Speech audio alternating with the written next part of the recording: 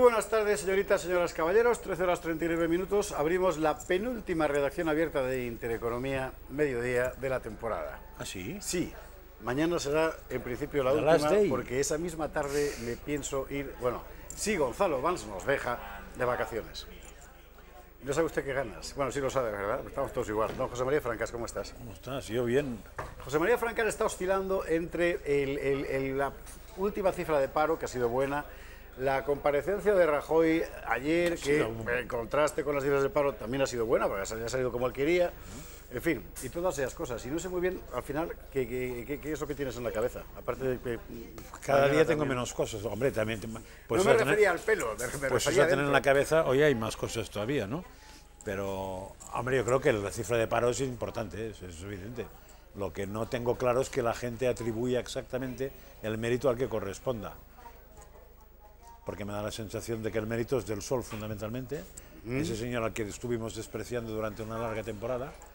Y después a la yihad, esta señora de la cual estamos hasta el moño, pero que existe. Y que, gracias, no sé si a Dios siempre, a la suerte y a la policía y a la Guardia Civil y al CSIC, o aparte de él, en España estamos un poco aliviados.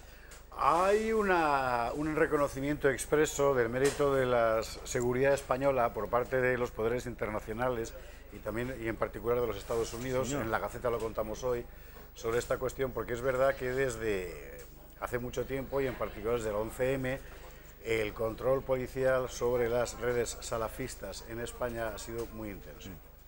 Como hemos partido con la ventaja de que las comunidades a vigilar eran pequeñas y por tanto controlables todavía, que aquí no se había producido, como en Francia o en Bélgica o en Inglaterra, el fenómeno de los guetos urbanos completamente homogéneos de población musulmana que se convierten en zonas ciegas para la... Claro, exactamente. Porque yo con Fluger estoy preparando un programa para mañana noche del último fondo, el último fondo, estoy preparando un programa exactamente sobre eso. ¿Qué es lo que está haciendo la seguridad española contra la yihad para ser más eficaz, parece, que el resto? Y yo tenía una duda que me lo ha aclarado él, porque no me lo había aclarado nadie. Yo decía, me parece muy bien que lo de ETA es un entreno, es un desgraciado entreno, pero es un entreno. Por supuesto. Pero yo decía, coño, ¿y el IRA no es un entreno o qué? Y entonces me decía que no. Claro, esto es el experto, me dice, porque con el IRA, en la cuestión, la defensa fue militar. Es verdad.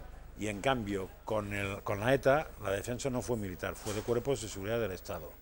Claro, yo la pregunta que le haré cuando hablemos de esto es, hombre, y entonces los ingleses no son capaces de meter algún militar a dirigir el tema, porque si yo sé que los que saben son otros, me dice, bueno, ya veremos lo que me dice, pero por lo que intuí, parece que los ingleses con el IRA desmantelaron todas esas unidades y no pensaron en que esa gente podía ser útil, al menos para esto. No sé. Sobre todo porque ellos habían planteado la cuestión del IRA como un fenómeno de violencia interior y de desafío a la seguridad del Estado por parte de un territorio completo.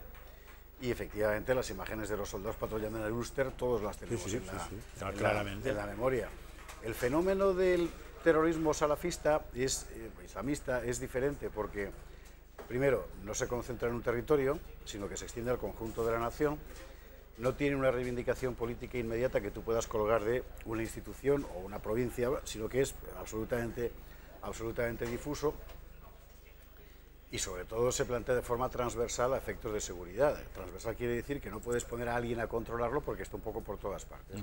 Y en ese sentido es un fenómeno criminal, ¿no? Sí, pero de alguna manera parece que la gran ventaja de la Policía Española y la Guardia Civil, además del entreno que han sufrido, es que simplemente están intentando prevenir. Exactamente, exactamente. Cosa que por lo que vemos en Bélgica, en Francia y en Inglaterra es correr detrás de. Al revés. Que es muy distinto. Sí, señor. Claro. Y dentro de esa prevención tiene un papel absolutamente fundamental saber contra qué te estás peleando exactamente. Y eso significa un esfuerzo de, ya no solo de información sobre el terreno y tal, sino de formación de los agentes formidable. Yo no sé si desde el punto de vista de los poderes públicos se ha patrocinado o no ese esfuerzo, pero sí que sé que, porque me lo han contado ellos, lo cuento 1000 veces, pero es que me impresionó mucho. De los lectores de mi libro Historia de la Yihad, te puedes imaginar la cantidad de policías Que más, cuando vas a la feria del libro te lo dicen, yo soy inspector de policía y me quiero comprar este libro para esto, para saber qué es lo que tengo Y enfrente. les dejan. ¿El qué? Que igual se lo prohíbe el ministerio eso. No, porque el libro es un libro muy objetivo. Ya, pero te digo porque tiene... salió ayer una noticia que no sé si la viste, que a mí me dejó alucinado, que les o está prohibido o les han prohibido o van a perseguir lo prohibido que está, que la policía, no sé si también la Guardia Civil, haga prácticas de tiro en instituciones privadas, pagándoselo. Bueno, pero el libro no se lo compra para disparar. No, ya, pero es que en el fondo es para ser eficaz. O sea, la policía no hace prácticas porque le guste disparar, hace prácticas porque es su trabajo y dice, joder, cuanto mejor, cuando me domine, más me defenderé. Entiendo, entonces, claro. que les pongan pegas, pagándoselo en su bolsillo, que les ponga pegas el ministerio en esa actividad, digo, igual también les pone pegas a la formación, no fuera caso que tema pensaran. Es muy importante, me gustaría saber quién ha decidido eso. O sea, que es porque, muy grave porque eso. al final ese tipo de decisiones que son irracionales, Claro, a lo mejor si la explican se fundamenta, pero tienen que explicarla, porque si no simplemente es irracional, o sea, ya es grave, son de carácter ideológico político, no son eficaces. claro, ya es grave que no se lo paguen. Porque lo normal sería que tuvieran en sus centros suficiente munición como para poderlo hacer. Parece que eso no es verdad. Obligatorio. Parece que eso no es verdad. Entonces, si no es verdad, lo que no puedes tener el lujo de que un señor esté, porque la puntería, por lo que me han explicado a mí, eso se adquiere, pero hay que mantenerla. Sí, sí. Entonces, si no haces prácticas, pues está muy bien, pero fatal. Y claro, tampoco es para arriesgar, porque estamos hablando de personas.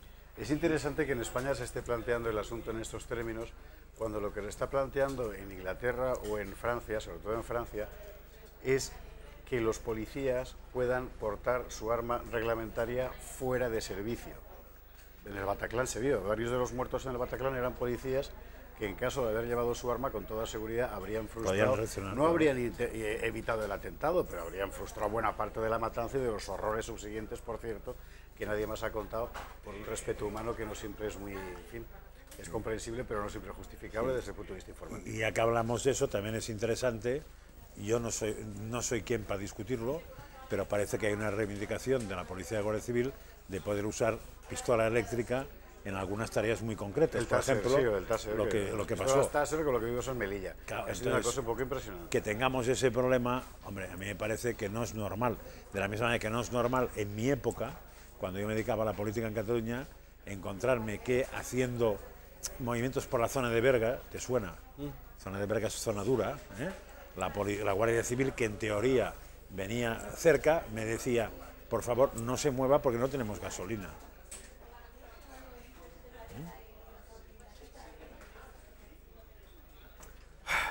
Qué cosas. Eso me lo han dicho textualmente y de hecho les dije, tranquilos, párense donde tenga que pararse, porque yo voy a este pueblo y después vuelvo, o sea, quédense tranquilos. Esta cuestión de la seguridad se planteó hace poco a propósito de los servicios específicos para el verano que había arbitrado el Ministerio y que la policía contó, lo contó en la Gaceta además, que eran falsos. Es decir, había una serie de cifras que ofrecía el Ministerio como plan de seguridad que jamás iban a poder cumplir porque no hay efectivos suficientes. O no hay dinero para pagar horas extras.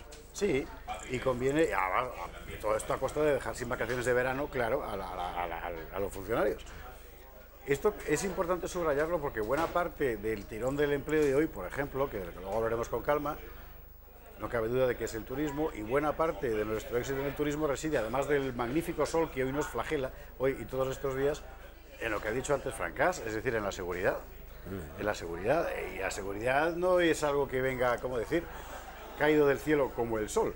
Al revés, eso sale del suelo con los agentes. Todos los países que coinciden con nosotros en el sol, ahora mismo tienen un problema de seguridad la mayoría. Y esa seguridad es la que hace que el turista, en vez de irse a Túnez, en vez de irse a Egipto, Argelia, venga directamente a España. Exactamente. Además de eso, evidentemente hay una infraestructura, pero Túnez ya empezaba a tener esa infraestructura. Egipto, o sea, hay muchos países que están teniendo esa infraestructura. No solo es eso, pero eso ha marcado el desarrollo de los últimos 5 o 6 años. Completamente. No Y luego hablaremos del asunto con más calma. Bueno, ha pasado ya la resaca de la declaración de Rajoy. Hemos visto que hay una... Cuentan que en Génova están temblando, no por la declaración, que fue superada, yo creo que por 2 motivos. Uno, porque los abogados, me da la sensación... Sí, es lo que comentamos ayer. Pero me da la sensación de que, lo único, no sé si lo dije ayer, que lo único que pretendían era que Rajoy se sentara. Absolutamente. Una vez sentado, y a mí que me cuenta que ahora hay que trabajar y eso no me conviene, pero ya se ha sentado, ¿no? Pero que están muy nerviosos por si tiene que ir al siguiente, que son los papeles de Bárcenas.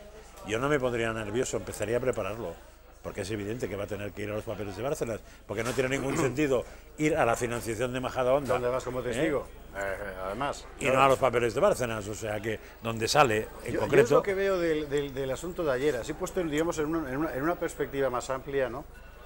Es muy evidente que el hecho de llevar a Rajoy a sentarse allí como testigo tenía una finalidad esencialmente política. Es más evidente todavía cuando constatas que acto seguido aparece Pedro Sánchez con un papel ya escrito, ¿verdad? Seguramente antes de que hablara Rajoy, para hacer una declaración en la que se pide la dimisión como presidente del gobierno de un señor cuando hablamos que solo ayer... ha acudido como testigo a un juicio en el que no se le acusa de nada. Es que en otros a lo mejor sí, pero en este no. Que yo cuando hablamos ayer no había visto, porque no me había dado tiempo, y después la vi y me quedé horrorizado. No del contenido, sino también del continente. Sí. O sea, realmente este chico, o él o el entorno, tiene un problema. Tienen prisa, son aficionados. Pues es importante hacer las cosas un poco bien. Bueno. Porque tú comentaste que leía, me parece, ¿no? Sí, todo. Bueno, es que leía, no miraba, estaba dando una tensión. O sea, la tensión era de que nos están invadiendo los marcianos. Totalmente. O sea, era el encargado del gobierno en una situación de crisis nacional, no digo el presidente, el encargado, porque al presidente se lo han llevado los marcianos, hablando desde una alcantarilla de la Gran Vía. Aquí la resistencia nacional era una cosa completamente fuera de lo común, sobre todo cuando, vamos a ver, la gente idiota no es, nunca lo ha sido, por más que le condiciones con la tele. Entonces hay cosas que sencillamente no encajan. Entonces, no encaja que te aparezca en un juicio un presidente del gobierno como testigo, sentado en el estrado con los jueces, y enfrente un señor vociferando, tiene que dimitir y presentar su dimisión al rey porque a nuestros hijos les va a dar vergüenza. Claro, y que toda la prensa, es que hay una cuestión de compensación, toda ¿no? la prensa, la de un lado y del otro, coincide en que Rajoy salió bien. Pues claro. Entonces, claro, si salió bien y pasó eso, si llega a salir mal... No sabes lo mejor. Resulta que tenían previsto a la misma hora las comparecencias Pedro Sánchez y Pablo Iglesias. ¿Y se llamaron corriendo o qué? ¿Qué va? Pablo Iglesias, que juegan muy duro siempre, Podemos siempre ha jugado muy duro, o sea, muy a morder la canilla, adelantó su comparecencia para dejar en evidencia al otro, a Pedro Sánchez. Entonces aparece Pablo Iglesias, que es el que se lleva el primer vídeo de F, por ejemplo, y además no pide la dimisión, pide moción de censura para pringar al PSOE, que interviene después y ya va a rastras de Rajoy, a rastras de Pablo Iglesias y a rastras de todo el mundo. Bueno, y hoy se arrastra más porque acepta los presupuestos de Pablo Iglesias de pedir un pleno extraordinario. Sí. No, hay que reconocer que lo de el PSOE y Pedro Sánchez es alucinante, porque yo creo que veremos, diríamos, es ver el coche sin frenos y que en vez de coger eso que en las autopistas son las carreteras con arena para frenar, coge el otro bando que va al mar. Sí, ¿no? Y dices, no, si me hace ilusión, ya, pues nada, chaval. En el PP están encantados, porque lo mejor que le podía pasar al PP, que ya se ha inventado una oposición fantasma con Podemos, que para el 60% de los españoles es el demonio, y prefieren, yo qué sé, darle a sus hijos a Rajoy para que se los coma con patatas antes que votar a Podemos. Ahora encima le sale pegado al PSOE alguien que quiere ser como Podemos y más con esa pinta de pijo. ¿Ves que es una cosa muy tremenda? Sí. Claro, ¿cómo coges esto? Eso, si te acuerdas, le pasaba al PP andaluz, que quería ir de trabajador y llevaba todas las chaquetas con etiqueta, ¿no? Exactamente, es verdad. Y las camisas con rebordillo aquí, y un tal... trabajador de... Exacto. Está muy bien, vamos. De bar chic del puerto de Santa María, el puerto y solo falta ir con las manos de obrero, pero llevarlas así con crema todo el rato y con... ¿Qué vas a hacer este fin de semana? Ah, no, que es jueves. Bueno, mañana me lo contarás. Fin de semana lo que voy a hacer no sé, porque a mí me me pasa como a ti. ¿Qué? Que mañana, ¿sí? Cuando me levante de esta mesa, ¿ya? Empiezan mis vacaciones. Amigo mío. Como no me voy a ningún sitio, tendré que hacer algo aquí. Pero como mínimo desconectar mucho, sí, en el entorno, en el entorno, claro. Bien. Porque si te vas, diríamos, como ya has desconectado de lo físico, puedes no desconectar de lo mental. Pero si no te vas de lo físico, no me queda más remedio que desconectar de lo mental. Me haré de izquierdas mañana por la tarde. Esto sí que va a ser digno de verse, verdaderamente. Volveré a mis raíces. Cuídese. José María Francás, muchísimas gracias. Bueno, lo del paro, ¿qué ha pasado con lo del paro? Vamos a ver cómo lo ha contado la agencia EFE. Recol, cuando quieras, por favor, vámonos al PC.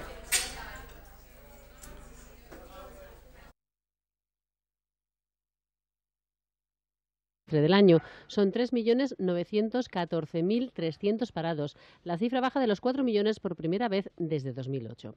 Según los datos de la encuesta de población activa del INE, la tasa de paro se redujo 1,5 puntos y se situó en el 17,22%, dígitos como los de hace 9 años. La ocupación aumentó en 375.000 personas hasta los 18.813.300, la mayor cifra desde final de 2009. Así todo, la tasa de actividad apenas ha crecido, es del 58,8% de la población. Entre abril y junio el paro bajó en todos los sectores, sobre todo en servicios, pero también en construcción, industria y agricultura. Destaca el descenso del paro en los empleados de larga duración y el aumento en los que buscan su primer empleo. El paro femenino llega al 19%, mientras que el masculino es del 15,6%. Bajó el paro más en Cataluña, Andalucía y Madrid y subió en Navarra y Melilla.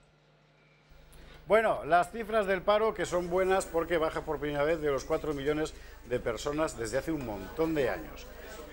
El pero lo conocemos todos, es decir, son empleos en buena medida que dependen de la estación veraniega, del turismo, pero al fin y al cabo el modelo económico fijo de España desde hace más de medio siglo se basa muy fundamentalmente en el turismo, y eso sí, son empleos que van a llegar y se van a marchar, y habrá que ver si luego se reencarnan en otra cosa.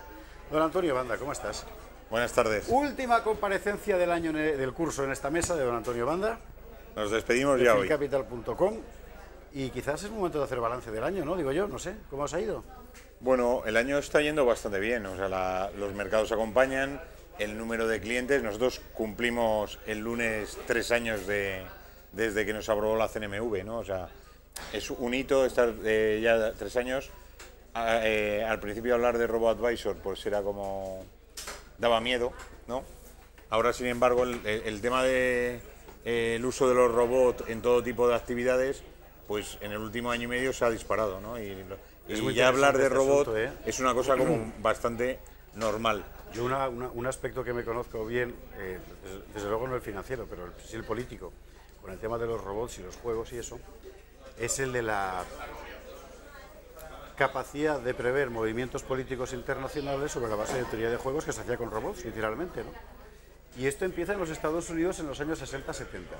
Entonces tienen unos programas informáticos, y hay libros sobre eso, teoría de modelos y tal, que funcionan sobre la base de que tú metes determinadas conceptos y coordenadas de crisis y te tiene que salir una solución. Y la gente lo miraba y decía, ¿cómo es posible y tal? Es verdad que en la vida humana hay muchas cosas aleatorias, que son imprevisibles, pero sí que es verdad que determinadas condiciones que sean, ¿cómo decir?, cuantificables materialmente, al final las soluciones realmente son muy pocas.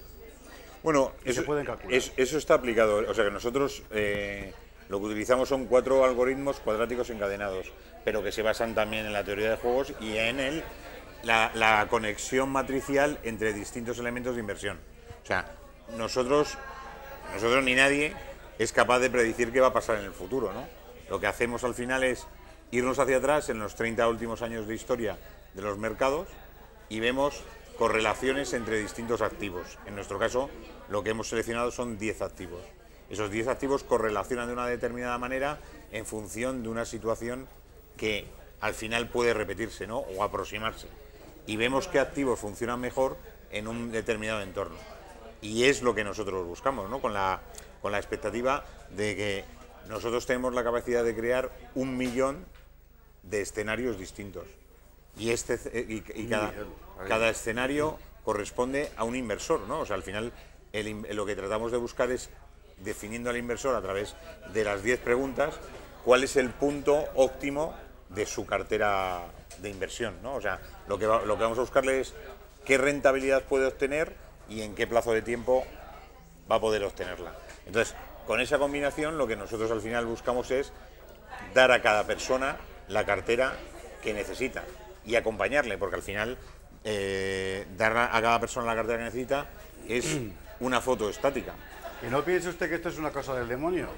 Vamos a ver, el primer abaco capaz de contar hasta trillones es de un papa, de Gerberto de Aurillac, Silvestre II, y esto era el año 1000, más o menos. La primera máquina informática que hace teoría de juegos, precisamente, y de modelos, en Europa la hace Raimundo Lulio, que además es el patrón de los informáticos por eso, porque hace una máquina con proposiciones teológicas, que es genial, de verdad, mentira y tal, y salió una solución. Al final el hombre siempre ha buscado una forma de tener criterios relativamente estables para tomar decisiones en situaciones donde todo es muy voluble o muy volátil, como dice la gente de economía. Bueno, pues lo que Phil Capital ha concebido es un sistema de ese carácter, claro, con la enorme ventaja de que ya no vas con la maquinita de Raimundo Lulio, ni con el abaco de Gerberto de Aurillac, sino con un programa informático que circula a toda velocidad y que es capaz de tener presentes todo ese tipo de elementos para tomar decisiones y para poner su dinero a salvo de otras circunstancias demasiado volubles o imprevisibles. Por ejemplo, la bolsa española. La bolsa española, usted está pensando en invertir su dinero en la bolsa y cuando ve la información siempre le da miedo, porque dice, es que ahora va y baja. He perdido dinero, ahora va y sube. ¿Y cómo sé cómo? Hoy, por cierto, hay noticia de que la banca se ha dado la vuelta. Vamos a verla y la comentamos con Antonio Banda para seguir profundizando en cómo funciona el sistema de inversión con philcapital.com. Raquel, cuando quieras, por favor, vamos a ver lo que le ha pasado a la bolsa española hoy.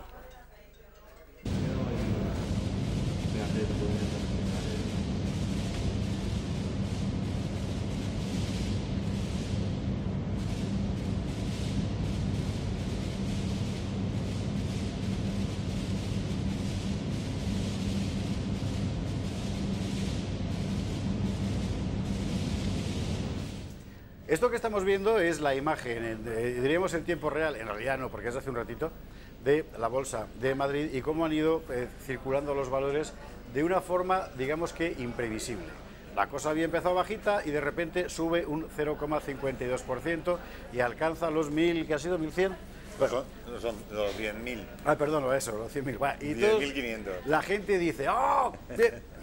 ¿Y esto usted cómo puede saber si va a pasar o no va a pasar? Bueno, en realidad usted no puede saberlo salvo que sea un experto. No, tampoco. Y ni siquiera, porque si Hombre, no, sí, los si no expertos serías serían un mago más que un Sí, experto. En Si sabes lo que va a pasar, desde luego no estaríamos tú y yo hablando aquí. Estaríamos, ¿verdad? En un contexto así, ¿usted cómo puede saber si su dinero le va... Su dinero, que no tiene que ser usted millonario, a 3.000 euros, 3.500, bueno. Si su dinero le va a dar o no rentabilidad y cómo y por qué. Bueno, eso solo se consigue con información, y con información sólida sobre procesos sólidos que usted además pueda vigilar y comprobar. Eso es exactamente lo que le proporciona Phil Capital, que sobre la base del análisis de esos parámetros le ofrece usted una panoplia concreta de posibilidades de inversión en función de su dinero y de eso que se llama su exposición al riesgo, o sea, lo que usted se quiera jugar.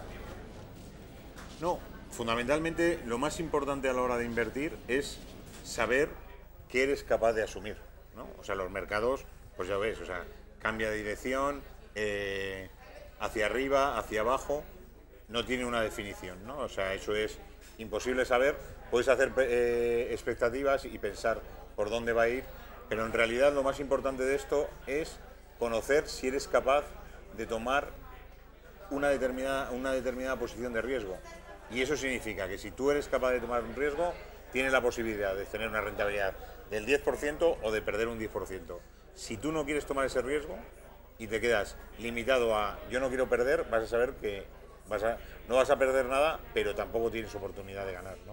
Entonces, el mundo de la inversión ahora mismo está marcado porque los activos libres de riesgo dan el 0%. Y eso es una realidad con la que vamos a vivir. Bueno, ya llevamos viviendo unos cuantos años, pero nos quedan unos cuantos años por delante en el que sin riesgo no hay rentabilidad. Y por eso surgen los asesores, ¿no? Como Phil Capital. Nosotros lo que vamos buscando es, primero, calificar el riesgo del cliente y luego ayudarle a darle una cartera, en nuestro caso, de fondos de inversión que vaya, según esté invertido, acompañándole a conseguir sus objetivos de inversión. Y esto se hace también de una forma muy neutra y muy objetiva, es decir, que hay preguntas clave sobre cuestiones clave que usted puede responder y en función de eso se le hace un perfil y sobre ese perfil se le aconseja, pues puede usted poner su dinero aquí, aquí y aquí, y usted va al banco, a su banco, con su dinero y le dice al empleado del banco, me lo colocas aquí, aquí y aquí. Y esto philcapital.com lo hace gratis. Y si además quiere usted que todas las semanas le digan esto que tienes aquí ha ido de esta manera o de esta otra manera y ahora puedes moverlo aquí o allá, pues también y por un precio irrisorio. 150 euros al año pagado con una tarjeta de crédito, o sea que sale a menos de 50 céntimos al día el tener un asesor profesional que te acompaña, que te dice todo lo que tienes que hacer y que desde luego te va a ayudar a quitarte ese problema que es el dinero, ¿no? y saber qué hacer con él. Nosotros te asesoramos, te decimos lo que tienes que hacer. Ese problema que es el dinero, dice. Bueno, para mucha gente el dinero es un problema porque luego no saben qué hacer con él y ese es el principal problema de los españoles. Que lo pierdes, claro, que se va, es verdad. No, ni siquiera que se vaya, sino que lo tienes ahí parado y dices, bueno, es que no sé lo que hacer. Pero en una situación en la que los tipos de interés están a cero y los precios suben en cualquier caso, pues tú estás perdiendo, sí. Claro. Philcapital.com es una solución, sobre todo para que usted sea soberano de su dinero, que es de lo que se trata. Antonio Banda, felicísimas vacaciones. Bueno, muy buenas vacaciones y a la vuelta seguiremos. No te preguntaré dónde te vas a gastar esos millones que has ganado con Philcapital.com para que no me pongan los dientes largos. No me voy muy lejos, me voy aquí, me quedo aquí porque al final lo importante, si cuando tienes un robot detrás, lo que pasa es que tienes que estar alimentándole todos los días. Es como un Tamagotchi. No te puedes ir. Muchas gracias. Felices vacaciones. Buenas vacaciones. Otra noticia económica del día, buena además, la firma de hipotecas, 9,2% aumenta la firma de nuevas hipotecas en mayo. ¿Por qué es bueno? Bueno, porque significa que la gente gasta e invierte. Vamos a verlo ya. La firma de nuevas hipotecas para la compra de vivienda aumentó en mayo un 9,2% hasta los 29.000 contratos. Son los datos del Instituto Nacional de Estadística. El total del capital prestado para vivienda llegó a los 3.300 millones de euros, un 17,5 más que un año antes. Para el total de fincas se prestaron 5.800 millones de euros, un 28% más. Las hipotecas sobre vivienda suponen el 55% de todos los créditos inmobiliarios. El importe medio para estos créditos para vivienda fue de 113.600 euros, un 7,6% más que un año antes. El tipo de interés medio fue del 2,9% a un plazo de 23 años. Casi 2 de cada 3 hipotecas se firmaron a tipo variable. Por zonas donde más hipotecas sobre vivienda se firmaron fue en Andalucía, Madrid y Cataluña. Es también donde se pidió más capital. Los mayores aumentos en el número de hipotecas se dieron en Extremadura, Aragón y Canarias. Bueno, la noticia no es mala, así que en fin, bien está, si se va reactivando la economía, ya sabemos que sí, a pesar de el contexto de precariedad en el que lo está haciendo. Diego García, ¿cómo estás? Buenas, Javier. Hit Soluciones, usted sabe que si tiene un problema con su web, o quiere tenerla, o quiere mejorarla, su hombre es Diego García, jefe de producto de hitsoluciones.es. La semana pasada ya nos está hablando de cómo funcionaba el WordPress, de lo fácil que era, en fin. Y además tenemos imágenes, que las va a poner Raquel Salvelincho dentro de un instante. Ahí está la cosa. Esto es vuestro patrón, por así decirlo. Así, exacto, esa es la interfaz, así de fácil. O sea, en el vídeo lo que mostramos es lo fácil y lo rápido que es instalar una página web en nuestra plataforma. Cierto es que el vídeo ya está empezado, pero vamos, no son más de 5 clics contados y el proceso dura menos de un minuto. Sí, si ahora lo iniciamos de cero, ahí estaría la web ya instalada en nuestro AutoStore, listo para entrar y meter contenido. Aquí lo que hacemos es iniciar sesión. Una vez hemos contratado el producto, hacemos el primer clic, segundo clic sobre el nombre del dominio sobre el que queremos crear la web, nos vamos a la aplicación WordPress, tercer clic, cuarto clic, insertamos los datos, pues el nombre de usuario que queremos para acceder a nuestro gestor, el idioma en el que queremos que esté nuestra web y un correo electrónico. Realizamos el quinto clic y accedemos al dominio que hemos comprado y ya estaría instalada la página web. Lista para empezar a meter imágenes, crear artículos, páginas, instalar un plugin. ¿Instalar qué? Ah, plugin. Sí, sí. Claro, que al final... No, lo siento yo que no lo sé pronunciar como debe ser. Dime una cosa importante. Vamos a ver, yo tengo, imagínate, una web, porque tengo una panadería que estoy utilizando este sistema tan socorrido en los lugares de la periferia urbana, de que tengo un coche con el que puedo llevarle el pan a la gente al buzón de su casa, en fin, ese tipo de cosas que se hacen ahora y que tanto facilitan la vida. Y la web se me ha quedado vieja en 4 años. Es un mogollón. La tengo en un sistema que se me hace muy complicado meter cosas nuevas. me invento una línea de pasteles y me cuesta la misma vida meterlo dentro de la página. Te llamo a ti, 910059474, y te digo, Diego, necesito que me ayudes, pero no me puedo arruinar con esto. Eso es, a ver, los precios son bastante económicos, todo se puede ver desde la web, o sea, nuestras tarifas de hosting son muy baratas y nosotros también aplicamos el servicio de creación de páginas web. En este caso sería una migración, es decir, ya hay una página web creada como tal, lo que hay que hacer es instalar este gestor que hemos visto, que es el más utilizado por todo el mundo y es el mejor, el más sencillo a la hora de editarlo por parte del usuario, y nosotros nos encargaríamos de coger tu web antigua y actualizarla en este gestor, insertando mejoras y claro, añadiendo nuevas funcionalidades que nos comentarías tú. Desde que yo me hice la página web de la panadería aquella que monté, esto es un juego, pero es para que nos entendamos todos, aunque no creo que esté por falta de ganas, pero bueno, desde entonces han pasado muchas cosas a toda velocidad, es decir, es infinitamente más sencillo subir un vídeo, puedo estar metiendo todos los días audios diferentes, bajarlos, quitarlos, 1000 cosas. Hace 5 años me costaba un montón, ahora es sencillísimo. En principio, ¿todo eso en la plantilla nueva me va a resultar factible? Va a resultar súper sencillo realizar cualquier modificación, insertar cualquier nuevo sistema. Aparte que WordPress cada 3 meses saca actualizaciones y suele mejorar funcionalidades. Es decir, ahora es súper sencillo coger un vídeo de YouTube, arrastrarlo en una página y que aparezca en tu web, editarlo, cambiar el tamaño. Todo eso lo puedes hacer desde nuestro panel. Nosotros nos encargamos de hacer el proceso más complejo, que es instalar ese gestor web, que en este caso sería WordPress. Y ya te damos acceso para que realices el tipo de web que quieras. Una panadería, un blog personal, una tienda online, un diario digital. Puedes hacer cualquier tipo de web en nuestra plataforma. ¿Y no me van a estar mandando permanentemente mensajes del tipo que su espacio de almacenamiento se está llenando y que tengo que volver a pagar?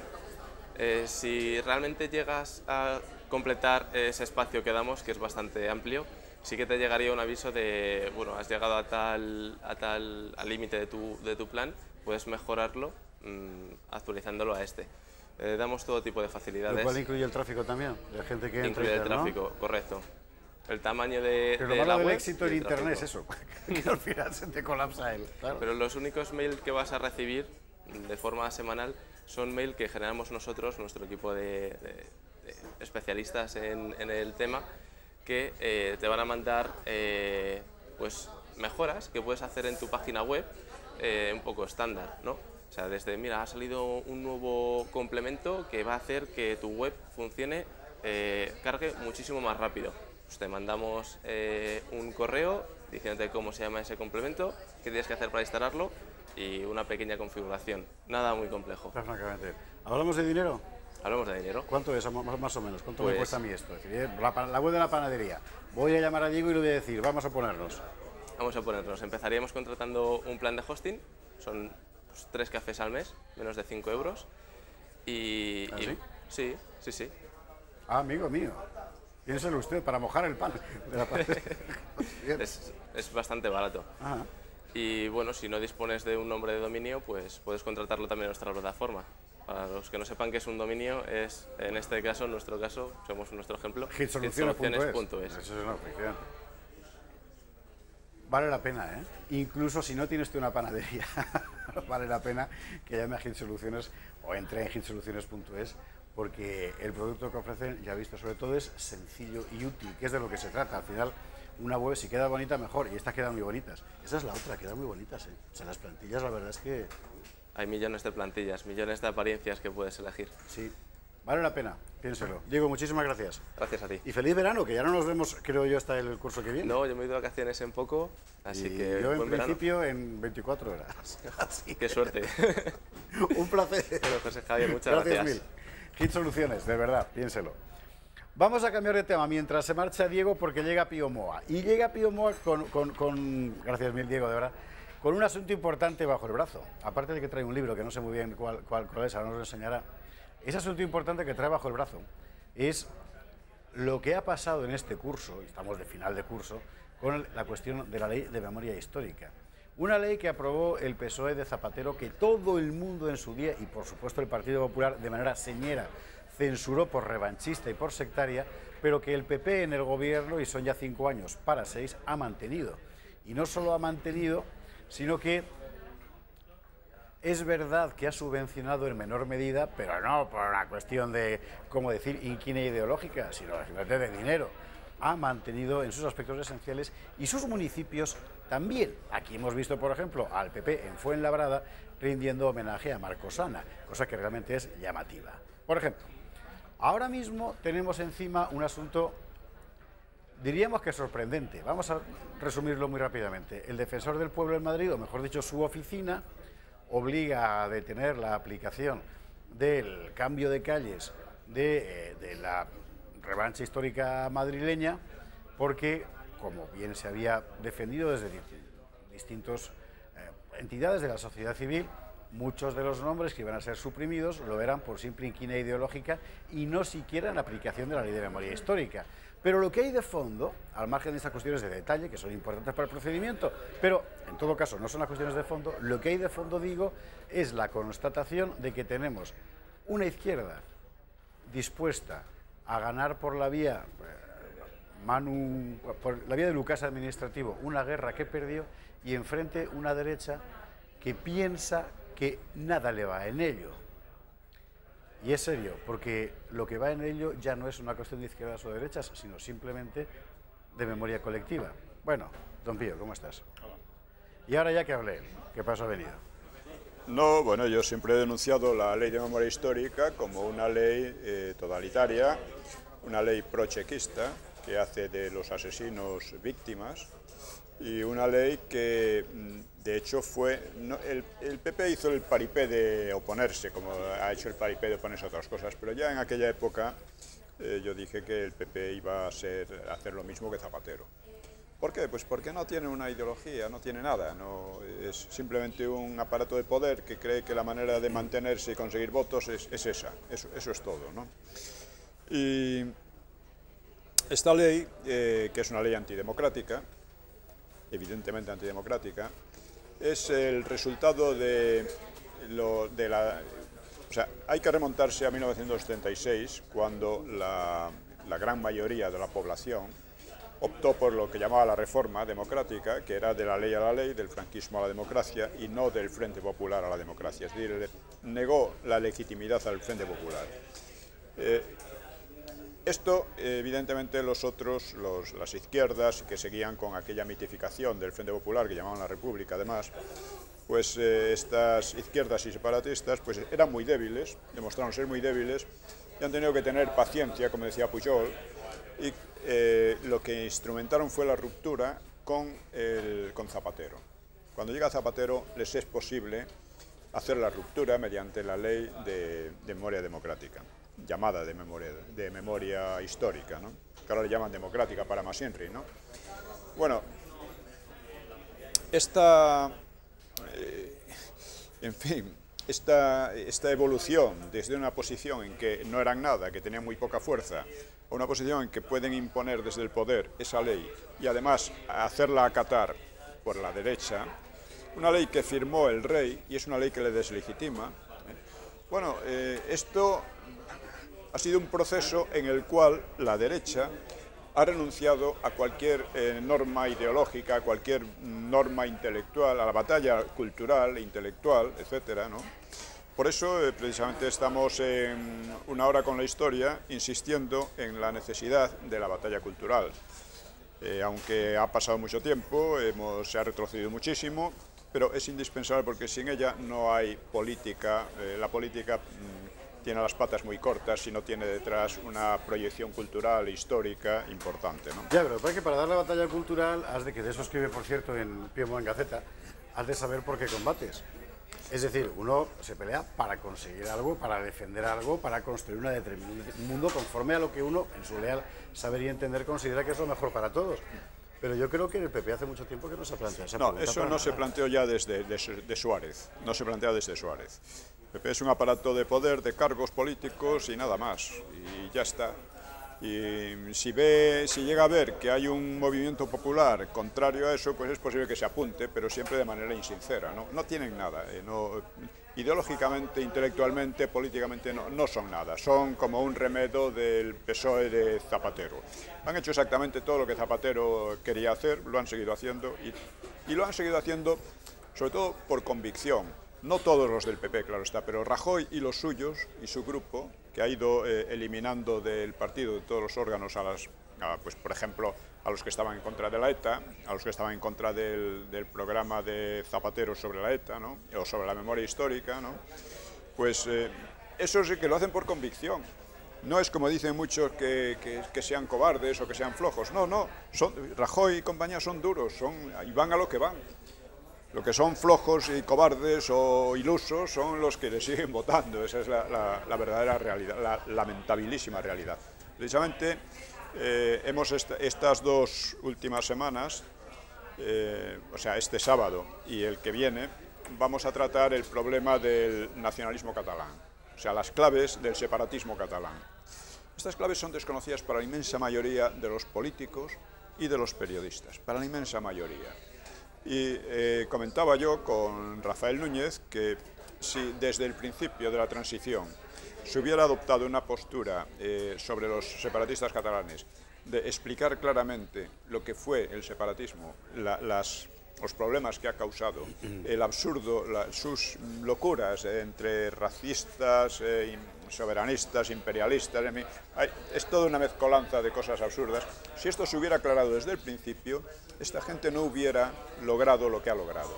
¿Por qué ha logrado tanto? Pues porque la derecha, desde Suárez, ha renunciado a combatirles.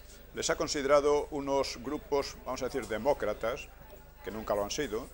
Les ha considerado unos grupos que en realidad lo que querían es más dinero y que si se les da más dinero se calman, etcétera, ¿no? Bueno, pues esto es la política que se ha seguido y por eso se ha llegado a una situación de crisis como la actual, que es una situación muy grave, la que realmente no nos salva la política del gobierno. El gobierno ha sido financiar todo eso desde el principio, ¿no? Es interesante, es un gobierno que no tiene sentido de lo político, y eso es lo llamativo. Esta gente se pone a pastelear... Ni de España, claro, ni de la democracia. Esta gente se pone a pastelear con los separatistas diciendo, bueno, estos son como nosotros. Es decir, aquí lo que quieren es repartir poder.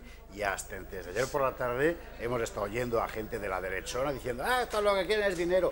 No. Además es que nunca lo han ocultado, que lo que tenían era un proyecto político, todo lo desbocado y descabellado que usted quiera, pero que lo tenían, que era construir una república independiente en Cataluña. Aquí han pensado siempre, bueno, esto, metiendo aquí a este banco, haciendo la vista gorda con Banca Catalana, no sé qué, esto se arregla. Es una cosa muy tremenda porque es una irresponsabilidad histórica sin límites. Tiene que ver con la ley de memoria histórica también, claro. Y tiene que ver con la ley de memoria histórica porque... Es la misma concepción. Sí, y además ha fabricado en la práctica una legitimidad completamente errónea que ha conducido a lo de hoy. Lo de hoy es insensato. Es decir, para cualquier persona normal es insensato pensar que, por ejemplo, como se pretende en Aragón, uno pueda cantar la Internacional libremente y aún con subvención oficial y por el contrario cantar el cara al sol tenga multa de 150.000 euros. Es una cuestión elemental. Bueno, 2 pesos, 2 medidas tan evidentes, ¿no? Sin embargo, como has estado durante 40 años permitiendo que se construya una legitimidad digamos oficial, contra la legitimidad real, una legitimidad rupturista, contra la legitimidad real del origen del Estado que tienes, al final es completamente descabellado. Bueno, es descabellado y es peligroso, y es delictivo y es todo lo que usted quiera, pero así ha sido. Y la causa principal no está en los separatistas, que siempre han sido claros en lo que querían, aunque disimulan, sobre todo los separatistas catalanes disimulaban mucho, ¿no? Ha sido su táctica, ¿no? Pero primero paciencia, después independencia, decía Pujol, ¿no? Bueno, pues aquí a Pujol fue reconocido como español del año, por no recuerdo qué botarate, por ahí.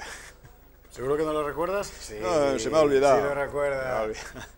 Bueno, pues esta clase de idiotas han sido los que han dirigido la política española durante todos estos años. Y claro, ¿por qué han tardado tanto en llegar hasta aquí? Han tardado tanto porque partían de una posición muy floja, porque la herencia del franquismo había sido un país próspero, reconciliado, sin los odios del pasado, y en la que los separatistas, como los anarquistas y otros muchos republicanos, prácticamente no existían. Entonces, existió el PSOE porque lo promocionaron a todo pasto, desde el gobierno, desde la derecha, desde Alemania, desde Venezuela y desde todas partes, ¿no? Pero eso fue lo que montaron, pensando que el PSOE iba a ser un partido dinástico, razonable y dinástico. Bueno, de hecho fue dinástico durante mucho tiempo. Hasta cierto punto, ¿no? ¿Por qué? Porque partía de una situación muy débil. Esa era la... Pero conforme las cosas, conforme no encontraban resistencia, se han ido radicalizando. Lo mismo que los separatistas, ¿no?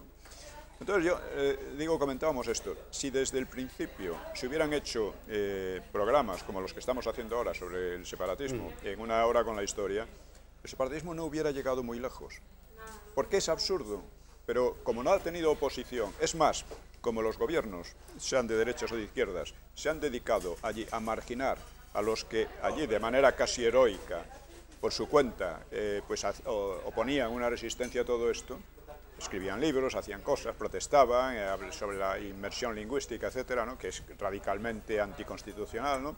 Bueno, pues el principal causante no han sido los separatistas, han sido los gobiernos, porque se han dedicado a marginar a los que resistían y se han dedicado a dar todas las facilidades a los otros, desde la enseñanza hasta cualquier otra cosa. Financiarlos, dinero, etcétera. Esta es la cuestión.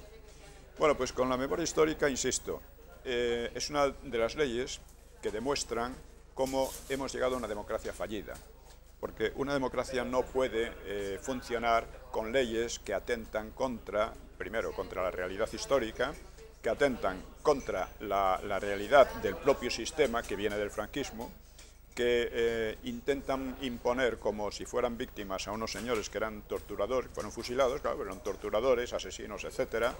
O sea, eso no cabe en ninguna democracia real. Y te designa oficialmente a la mitad de la sociedad como moralmente culpable de existir, que es la locura. No, y que te amenaza con que si no comulgas con esas ruedas de molino, pues te puede caer cualquier cosa. Lo del cara al sol, o sea, nosotros no podemos decir, bueno, se permite la internacional y no el cara al sol. No, porque no son la misma cosa.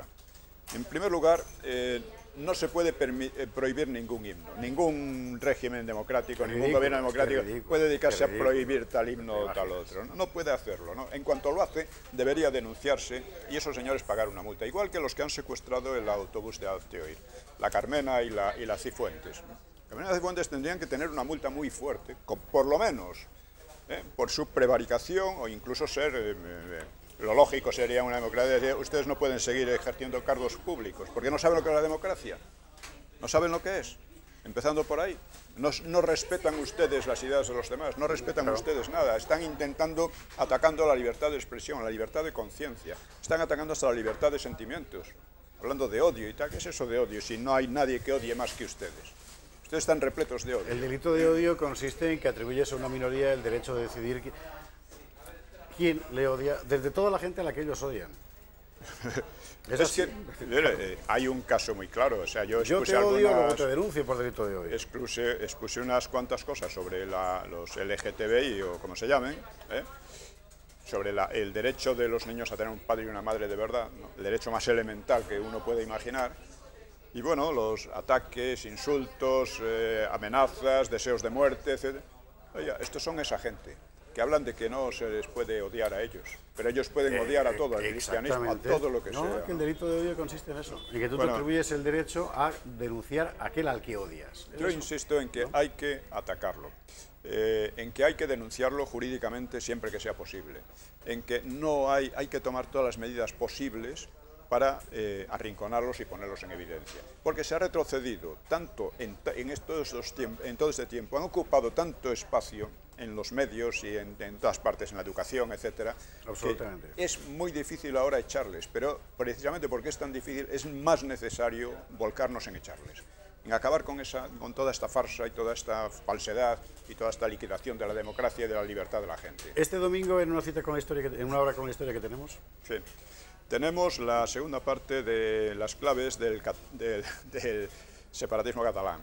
Hemos tratado en la anterior pues el racismo, que es muy ignorado por la mayoría.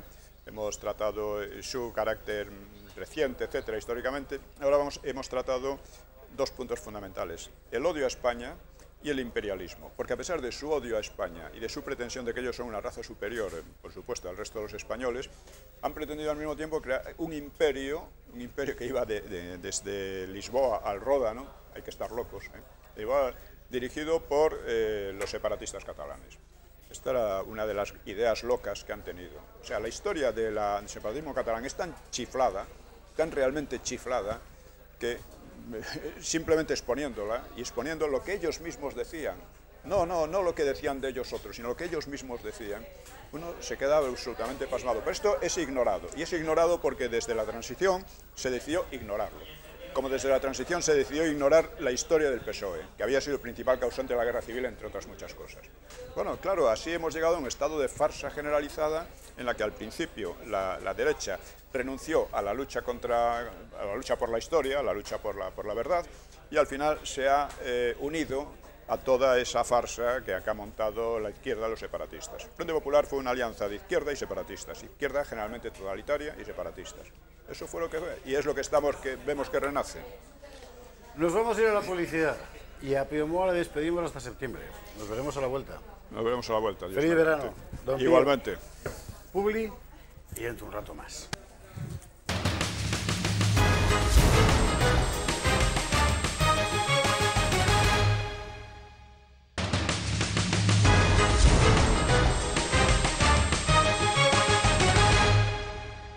(14:32), estamos de vuelta, vamos con un poco de información internacional. Nos vamos a Iberoamérica, donde están pasando cosas muy interesantes.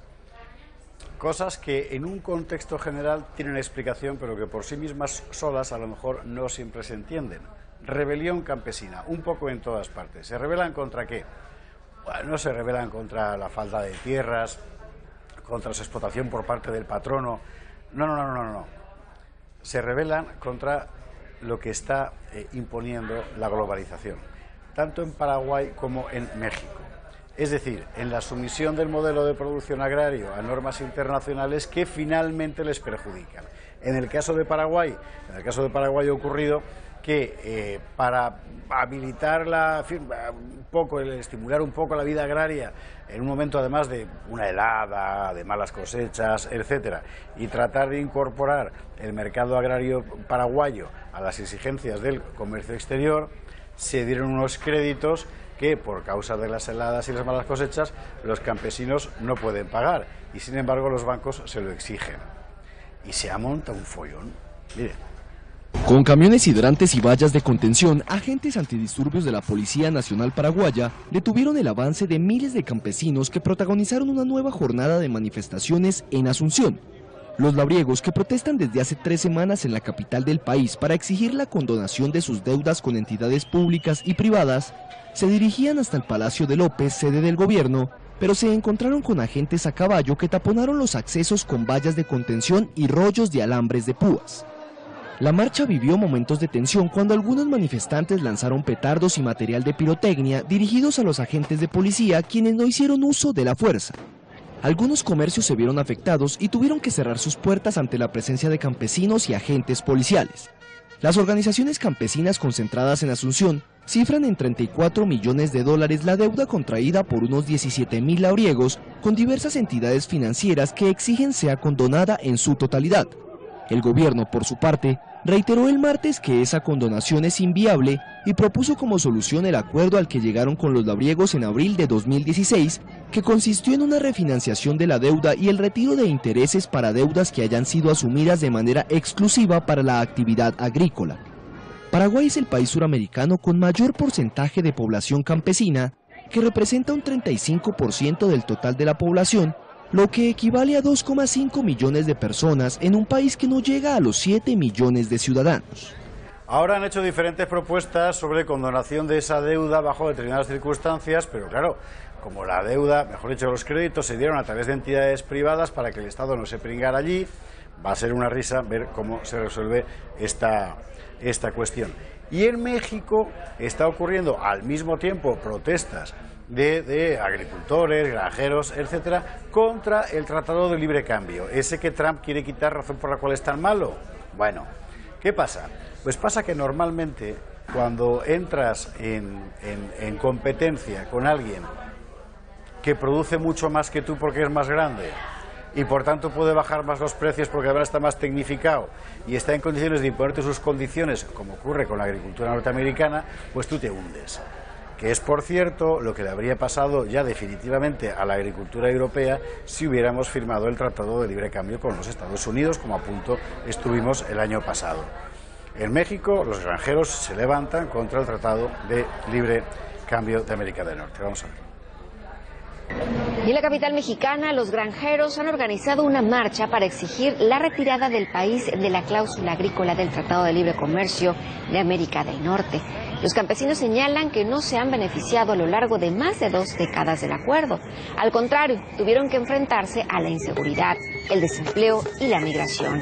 La primera ronda de negociaciones entre Estados Unidos, México y Canadá para reformar el convenio va a comenzar en Washington el próximo 16 de agosto.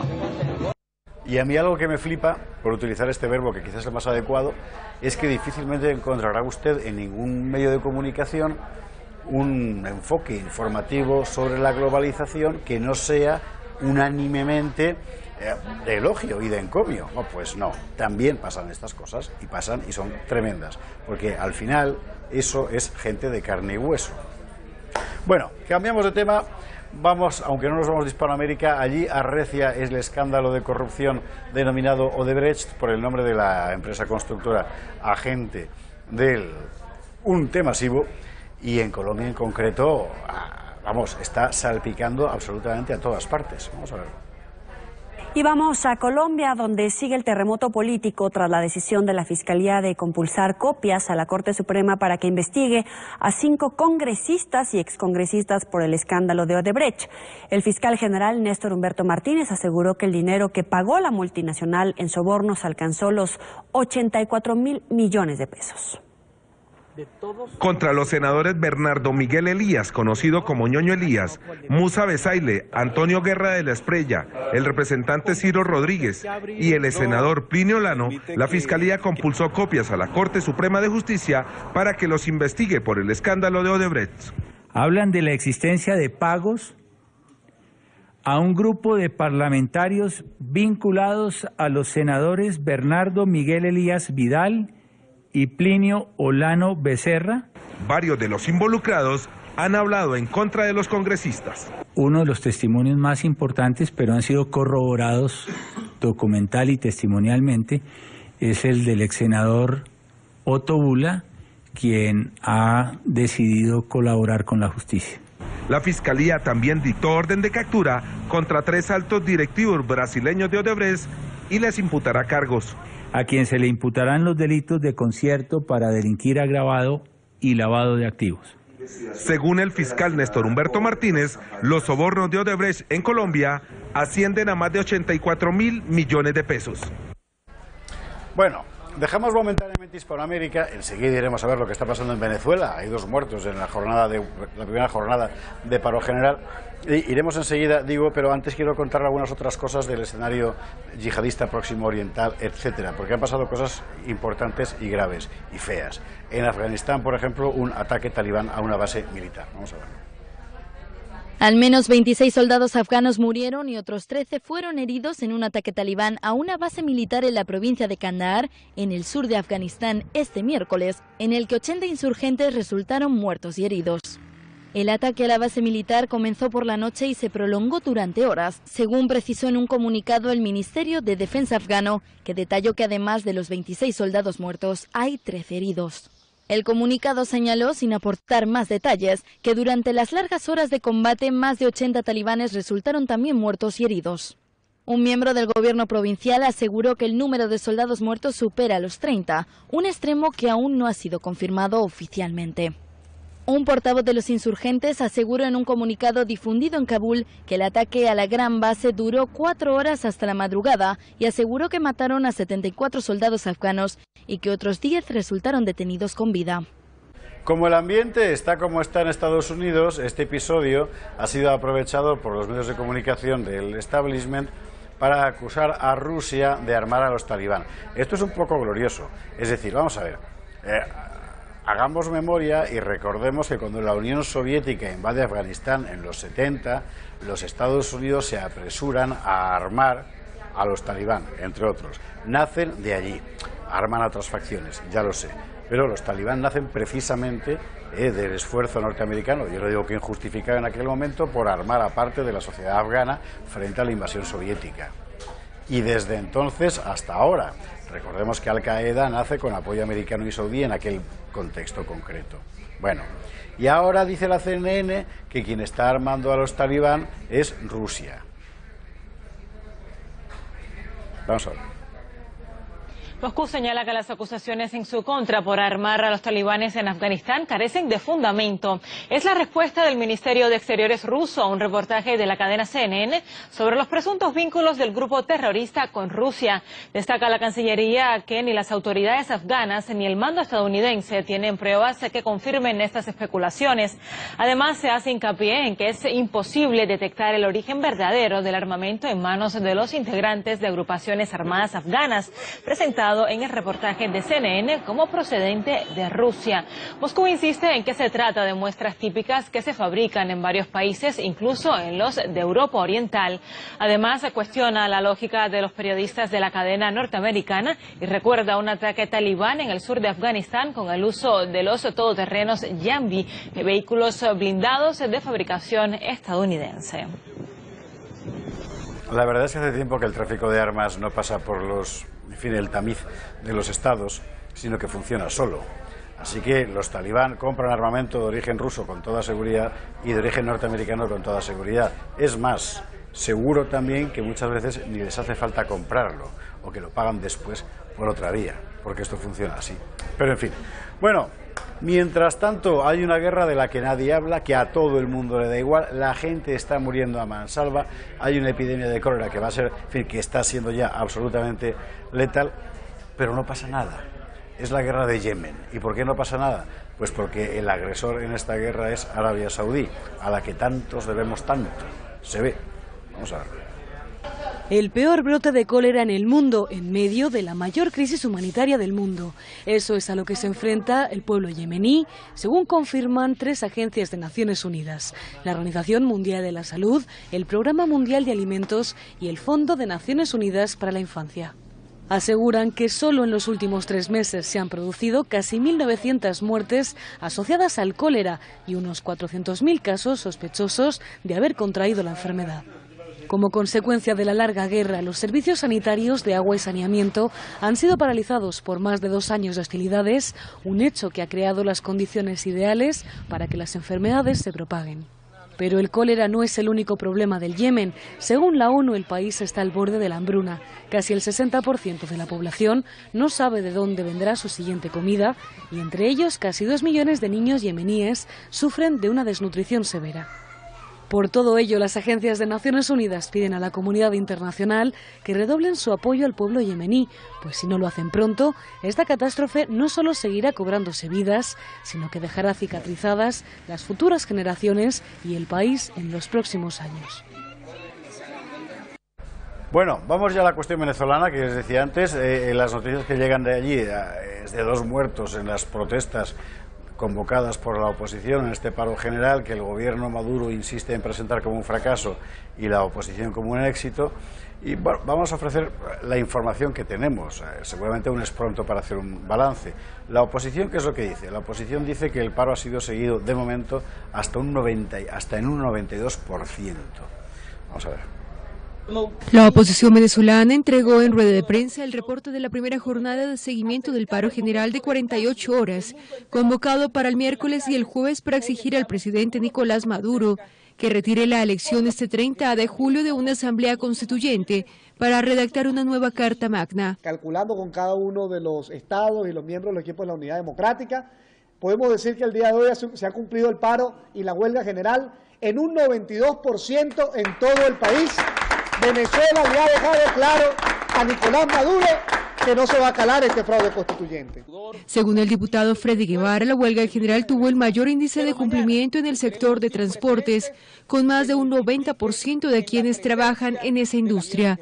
Un 77% siguió el paro contra el gobierno en el sector petrolero, según los convocantes, que cifran en un 86% el cumplimiento en el sector comercio y en un 82% en el sector público. Al menos 50 personas fueron detenidas durante el paro, según la Organización de Defensa de los Derechos Humanos Foro Penal, que ha registrado más de 4.500 arrestos desde que comenzara en abril la actual ola de protestas. De momento, ya le digo, hay un balance de 2 muertos, que es lo último que ha contado la agencia EFE, en los enfrentamientos entre los manifestantes y la policía de Maduro. Vamos a ver. Enfrentamientos entre manifestantes y cuerpos de seguridad dejaron al menos 2 muertos y 50 detenidos este miércoles en la primera jornada de la huelga general de 48 horas convocada en contra de la Asamblea Constituyente que impulsa el gobierno de Venezuela. Las víctimas, un hombre de 30 años y un adolescente de 16, fallecieron en el occidental estado de Mérida y en Caracas, respectivamente, y elevaron a 102 los muertos que hasta ahora ha dejado la ola de protestas opositoras que sacude a la nación caribeña desde hace casi 4 meses. El alcalde de Mérida, Carlos García, achacó a agentes policiales la muerte de quien identificó como Rafael Vergara, víctima de la represión de los órganos de la dictadura, según escribió en Twitter. Para más adelante publicar mientras Maduro habla y canta en cadena nacional, 2 jóvenes fueron asesinados y no volverán a sus casas, 2 familias de luto. La Fiscalía 104 del área metropolitana de Caracas confirmó a su vez la muerte del adolescente en una manifestación en la populosa barriada Petare, según detalló en su cuenta de Twitter el Ministerio Público. La oposición dijo que la huelga fue secundada en un 92%, lo que fue descartado por Maduro. Con los al menos 50 detenidos del miércoles, la Organización de Defensa de los Derechos Humanos Foro Penal contabiliza en más de 4.500 los arrestos desde que comenzó en abril la actual ola de protestas. Los venezolanos están convocados a las urnas por el gobierno de Maduro para elegir a los más de 500 miembros de una constituyente. Bueno, esto es lo que entrecortadamente nos dejaba la agencia EFE como información. Luego iremos contando más cosas. La Organización de Estados Americanos está reunida, como usted sabe, ellos no tienen una posición común sobre el régimen de Venezuela, pero sí 13 países de la OEA, más Almagro, el secretario general, han exigido a Maduro suspender la constituyente. Vamos a ver. 13 países de la OEA y su secretario general, Luis Almagro, instan al gobierno de Maduro a que suspenda la Asamblea Nacional Constituyente a 4 días de que se elijan sus miembros. Almagro alertó que con la constituyente, que calificó de ilegítima, se corre el riesgo de que aumenten los muertos en el país, que ya suman 101 desde el inicio de las protestas en abril. Jesús Sierra, embajador panameño, leyó una declaración conjunta en la Organización de los Estados Americanos. Instamos al gobierno de Venezuela a suspender el proceso hacia una Asamblea Nacional Constituyente que implicaría el desmantelamiento definitivo de la institucionalidad democrática. El texto lo suscriben Argentina, Brasil, Canadá, Chile, Colombia, Costa Rica, Estados Unidos, Guatemala, Honduras, México, Panamá, Paraguay y Perú. Estos países pertenecen al grupo de 14 naciones que promueven la mediación de la OEA en la crisis de Venezuela, con la ausencia en esta ocasión de Uruguay. La declaración no se sometió a votación. Habrían sido necesarios 18 apoyos para que saliera adelante. Las misiones de Venezuela, Bolivia y Nicaragua expresaron su rechazo a que el Consejo Permanente abordara una vez más la crisis de la nación petrolera sin el consentimiento de su gobierno. El 30 de julio los venezolanos están convocados a las urnas para elegir a los más de 500 miembros de la constituyente, que redactarán la nueva Carta Magna y tendrán facultades para reordenar el Estado sin que nadie pueda oponerse. Bueno, tenemos declaraciones más o menos recientes sobre el balance de estas jornadas de paro general contra el régimen de Maduro, contra la constituyente para ser precisos. La más reciente, digo, es la que el diputado Carlos Paparoni del Grupo Primero Justicia ha concedido a NTN 24. Si le parece, vamos a ver lo que cuenta porque es de hace unos pocos minutos. Raquel, cuando quieras, por favor, vamos al PC.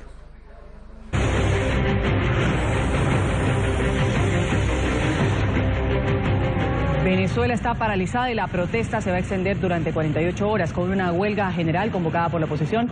Miles de venezolanos rechazan la Asamblea Nacional Constituyente impulsada por Maduro, que se va a llevar a cabo este domingo. Los comercios permanecen cerrados y las calles están bloqueadas. NTN 24 en el lugar de la noticia con nuestra periodista Daniela Zambrano. Daniela, adelante. Ruth, muy buenas tardes, 1:14 minutos de la tarde. Este es el común denominador, lo que ven al fondo, las Santa Marías abajo. La mayoría de los comercios han cerrado acatando este paro cívico nacional convocado por la oposición venezolana y que, como decía, se va a extender por las próximas 48 horas. Lo otro que podemos ver también, y que es un común denominador en las principales arterias viales, son estas barricadas que han colocado los ciudadanos para impedir el tránsito incluso de las motocicletas. La mayoría de los ciudadanos ha decidido resguardarse, quedarse en casa como forma de protesta contra esta constituyente convocada por el presidente Nicolás Maduro. Este paro no solo es en la capital venezolana, también en el interior del país. Más temprano, Carlos Paparoni, diputado de la Asamblea Nacional y dirigente del partido Primero Justicia, ofrecía un balance sobre esta convocatoria. Veamos. Lo que vemos es el primer balance nacional. Vemos estados como Lara, que está prácticamente en su totalidad, ciudad de Barquisimeto en su totalidad paralizada. Vemos que en la ciudad capital, hacia el este, se ve la ausencia de vehículos, el paro se está cumpliendo a cabalidad. En el oeste vemos como ya ha existido represión en la Plaza Oliari, en lo que es el sector de la Candelaria, en lo que es en la avenida Andrés Bello. Hoy vemos como en estados como Mérida y Táchira se ha cumplido a cabalidad lo que es el paro y lo que es las trancas. Son 96 horas para el resto de nuestras vidas. Sin importar qué pasa en Venezuela, el día domingo, el lunes amanecerá una Venezuela diferente. Más temprano también pudimos recorrer el centro de Caracas. La situación es distinta. Se siente el paro con la afluencia vehicular, prácticamente también las vías despejadas para hacer un día de semana, y el centro de la capital luce congestionado durante toda la semana. Sin embargo, sí vimos la mayoría de los comercios abiertos, panaderías, establecimientos comerciales, zapaterías, entre otros. Los ciudadanos haciendo cola, sobre todo para ir al banco, para sacar dinero, para hacer depósitos. Sin embargo, la mayoría de los comercios abiertos. Nosotros consultamos a los ciudadanos que sí decidieron acatar este paro cívico nacional convocado por las próximas 48 horas. ¿Cuáles eran las razones? Esto nos dijeron. Bueno, me parece que es excelente. Es necesario para el país y para demostrar que estamos de acuerdo con lo que estamos realizando por parte de la MUT. Bueno, porque está perjudicando a cantidades de personas acá que van a laborar a sus sitios y esto no puede ser. Esta es falta de gobierno prácticamente. Bueno, para evitar que este gobierno siga haciendo estragos, pues. Entonces es el único recurso que nos queda. Bueno, que es una advertencia, que vea que el pueblo está en contra de él, que el 95% del pueblo no gusta de él.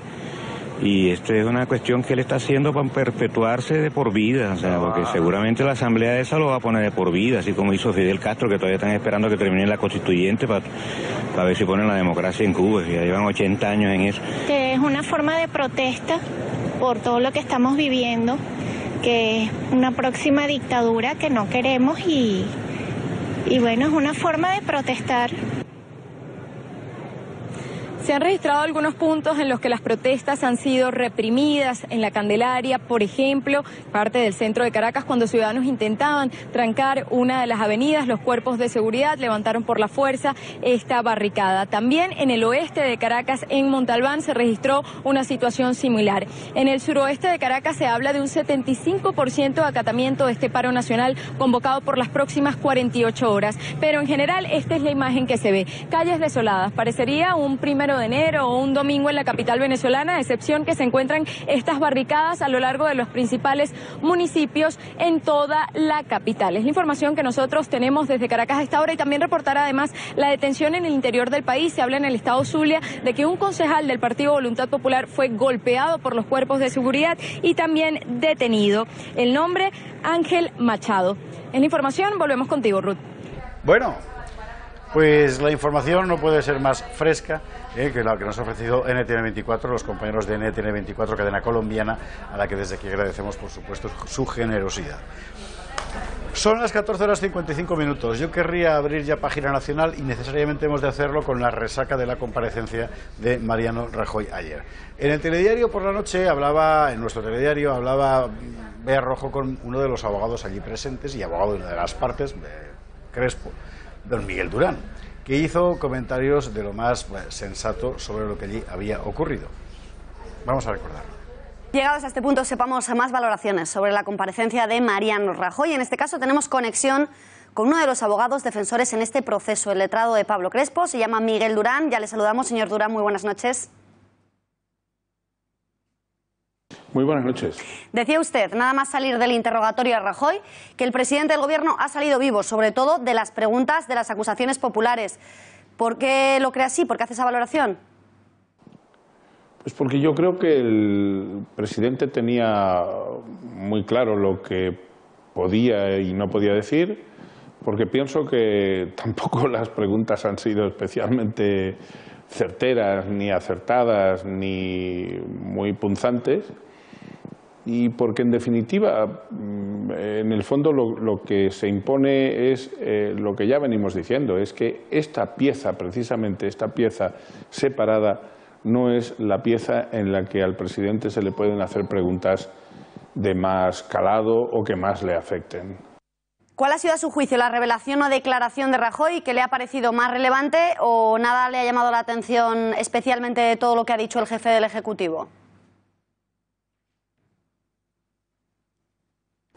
Me ha parecido que la admisión por su parte de que efectivamente el partido le pagó el viaje a Canarias pues es de interés.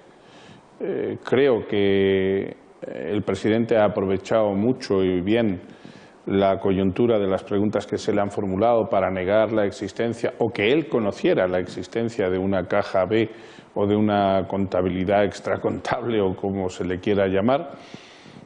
Y en ese sentido, pues me parece que todo lo demás no ha tenido especial interés. Yo creo que esto ha sido un acto fallido. Varios letrados han querido reflejar su malestar ante el hecho de que Rajoy no haya declarado en la misma posición o ubicación que el resto de testigos, es decir, frente al tribunal, y que lo haya hecho en cambio en una mesa situada a la misma altura del presidente de la sala. ¿Qué le parece a usted esta diferencia? ¿Le parece tan relevante?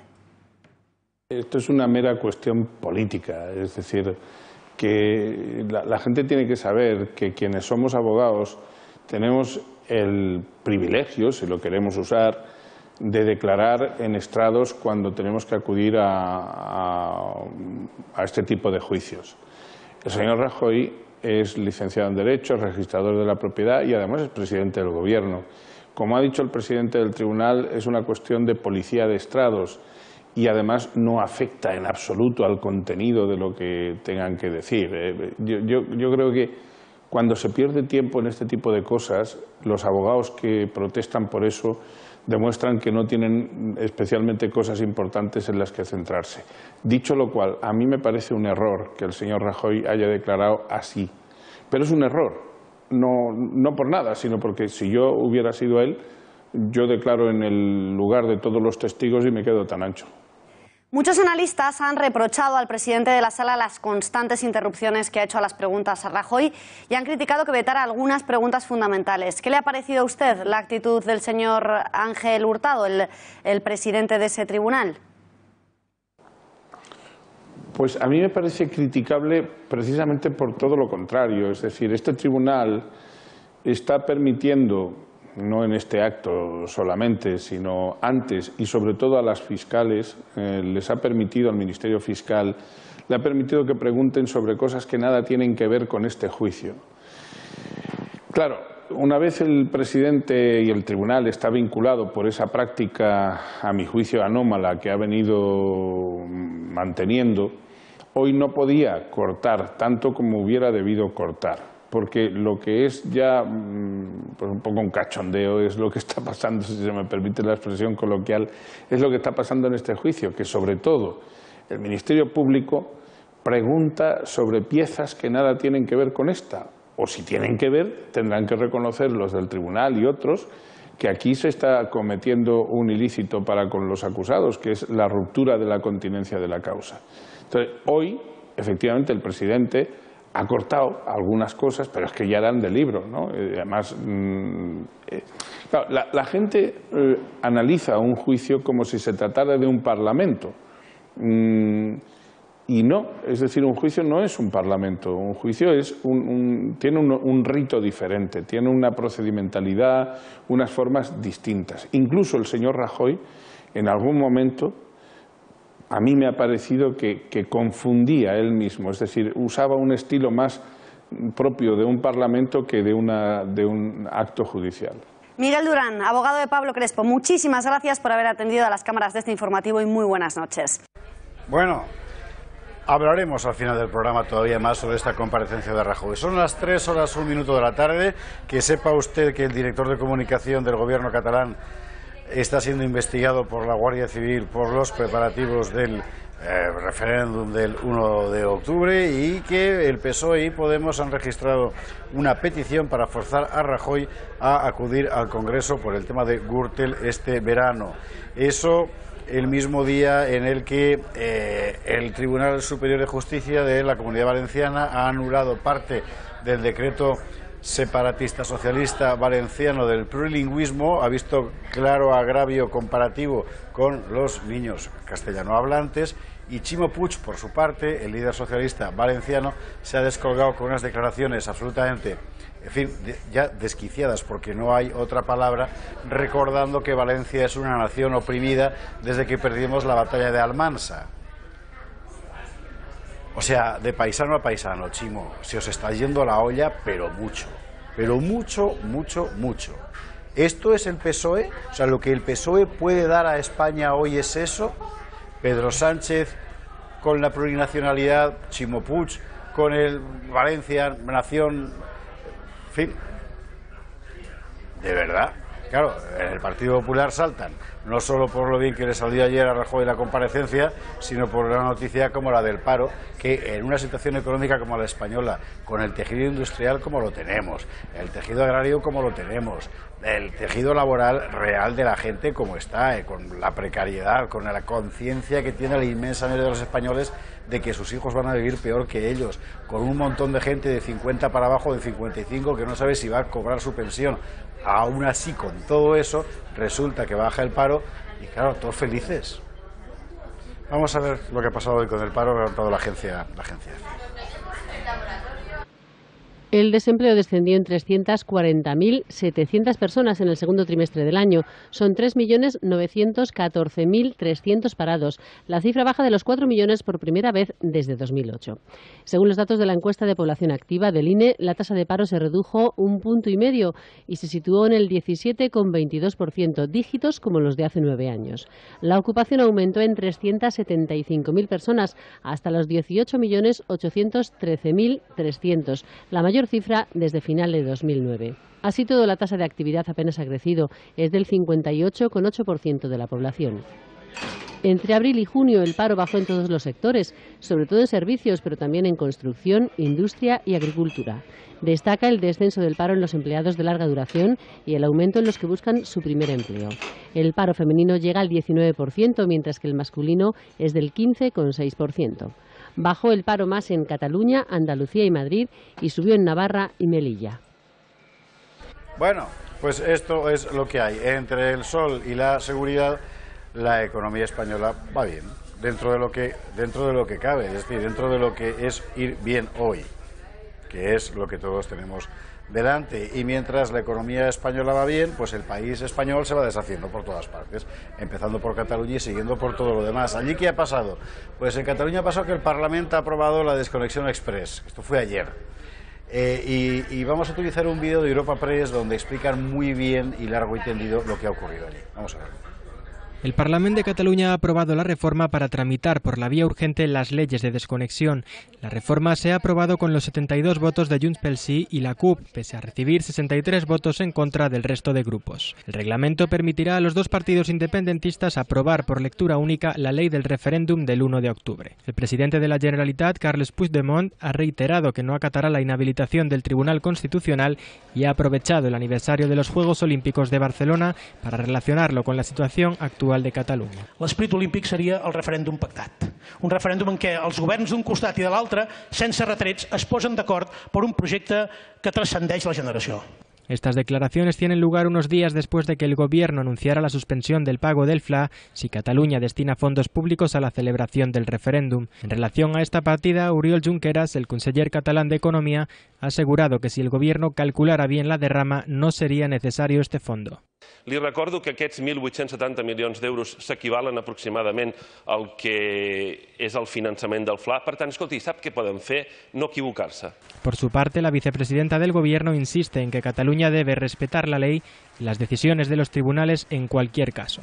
Aquí los tribunales nos igualan a todos, y salvo que algunos piensen que están por encima del bien y del mal, que son mejores catalanes o más catalanes que el resto, y que ellos pueden elegir libremente lo que les gusta cumplir o no cumplir, salvo que piensen eso, aquí todos estamos sometidos a la ley y a la democracia. Sobre la negativa de la Generalitat a identificar a los interventores, la vicepresidenta insiste en que Junqueras debe cumplir la ley para que los funcionarios, dice, no tengan ningún problema. ¿No cree usted que la reacción del gobierno ha sido particularmente heroica? Ha pedido el informe al Consejo de Estado. Allá veremos si de verdad está haciendo otra cosa a la vez, porque de momento se está hablando más que actuando. Aunque es verdad que hay palabras que matan, como las de Inés Arrimadas el otro día, que le dio una manta de palos a Puigdemont en el Parlamento realmente tremenda, tan tremenda que vamos a verla entera. Silenci, sisplau, silenci. Esquerra es un chollo para la corrupción de Convergencia. Se presenta en la misma lista del 3%, comparte escaños de gobierno con el partido del 3%. No ponen como requisito ni una sola medida para luchar contra la corrupción. Oculta información sobre contactos amañados de la Generalitat. Bloquea las comparecencias de su presidente para hablar de corrupción y bloquea las comisiones de investigación. Ustedes necesitaban dos cosas para tapar la corrupción de Convergencia: una bandera y a un socio chollo. Y ahí tienen a la Estelada y al señor Junqueras. Y la situación es escandalosa. Exconsellers de la Generalitat imputados o acusados por corrupción. Extesoreros de su partido cantando la Traviata y confirmando el 3% en los tribunales. Oriol Pujol, la mano derecha de Mas, que ha aceptado 2 años y medio por el caso ITV, por robar a los catalanes. ¿Y cómo va a luchar usted contra la corrupción, señor Puigdemont? ¿Cómo va a convencer a los catalanes de que usted va a luchar si usted o niega que exista la corrupción, o habla de litumas con el Partido Popular, o se esconde detrás de su socio, el señor Junqueras? Es que es todo una vergüenza, pero en fin. Bueno, vamos a información internacional. Está todo el mundo muy conmocionado porque Trump ha vetado que los transexuales sirvan en el ejército norteamericano. Parece que es la noticia del día, asombrosamente. Vamos a ver cómo lo ha contado la agencia EFE. El presidente de Estados Unidos, Donald Trump, anunció este miércoles su decisión de no permitir que los transexuales sirvan en las Fuerzas Armadas del país, dando así marcha atrás a la apertura ordenada en 2016 por el gobierno de Barack Obama. Trump hizo el anuncio a través de su cuenta personal de Twitter y detalló que tras haber consultado con sus generales y expertos militares, su gobierno no aceptará ni permitirá que individuos transgénero sirvan en ninguna capacidad en las Fuerzas Armadas estadounidenses. Así, Trump argumentó en otro tuit que las Fuerzas Armadas no pueden ser lastradas con los enormes costes médicos y la perturbación que implicarían los transgénero. En una rueda de prensa, la portavoz de la Casa Blanca, Sarah Sanders, calificó la política actual de muy cara y perturbadora y aclaró que Trump ha tomado una decisión de tipo militar sobre la preparación de las Fuerzas Armadas. Esta es una decisión militar, no es más que eso. Obviamente es una decisión muy difícil, no es una decisión fácil, pero el presidente cree que es la mejor para el ejército.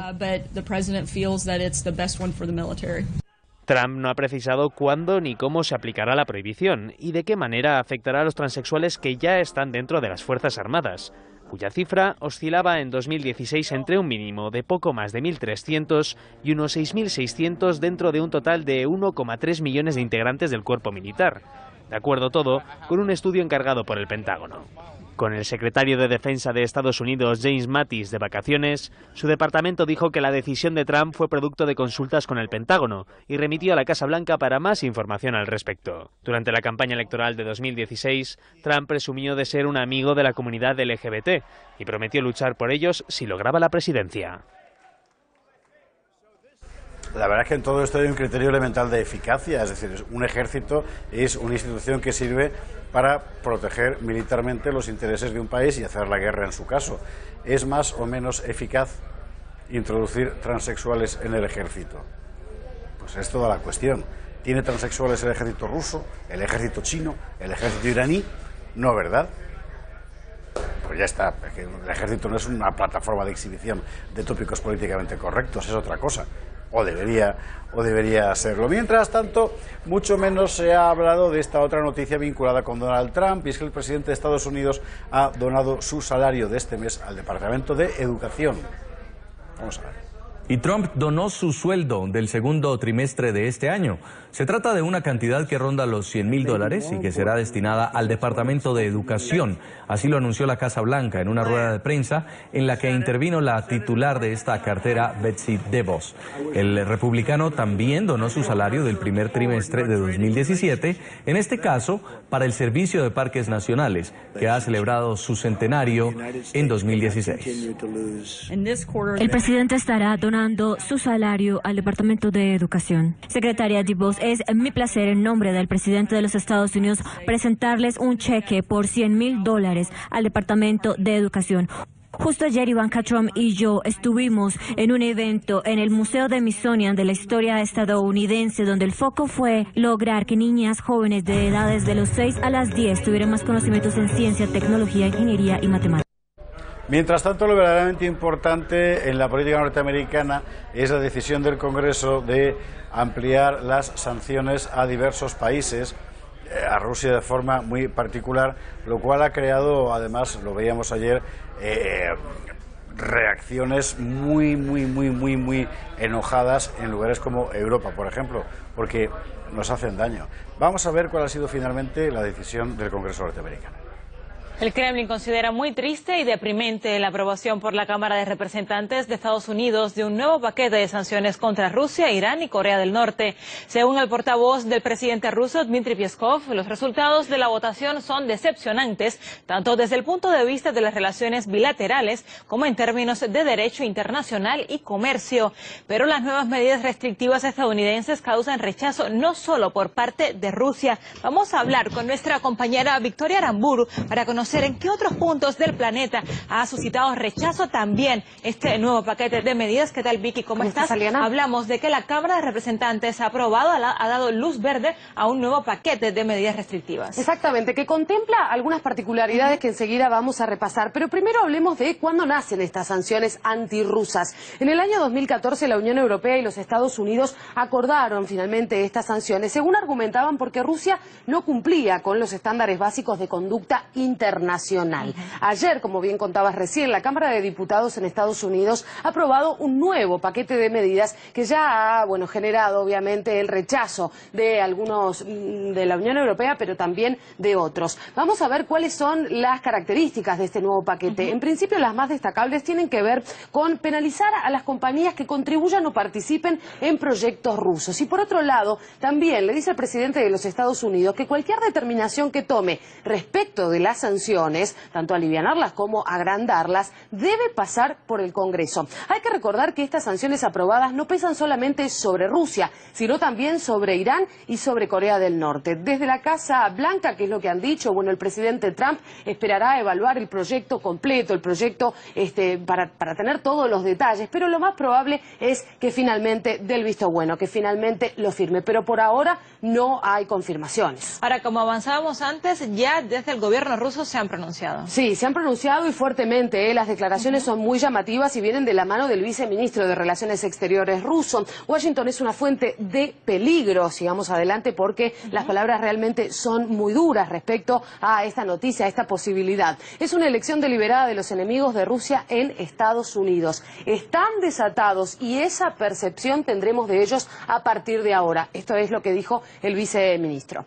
Sí, son términos bastante contundentes, sí. Vicky, y desde la Unión Europea tampoco están muy contentos con esta situación. No, exactamente, y esto es lo que llama la atención, ¿no? El desacuerdo. Vamos a repasar en principio cuáles fueron las principales reacciones. Vinieron de Austria, de Alemania, pero también de Francia. Es completamente inaceptable. Estamos muy preocupados. Es ilegal de acuerdo al derecho internacional porque, claro, es imponer una legislación norteamericana extraterritorialmente. Por lo tanto, claro que es ilegal.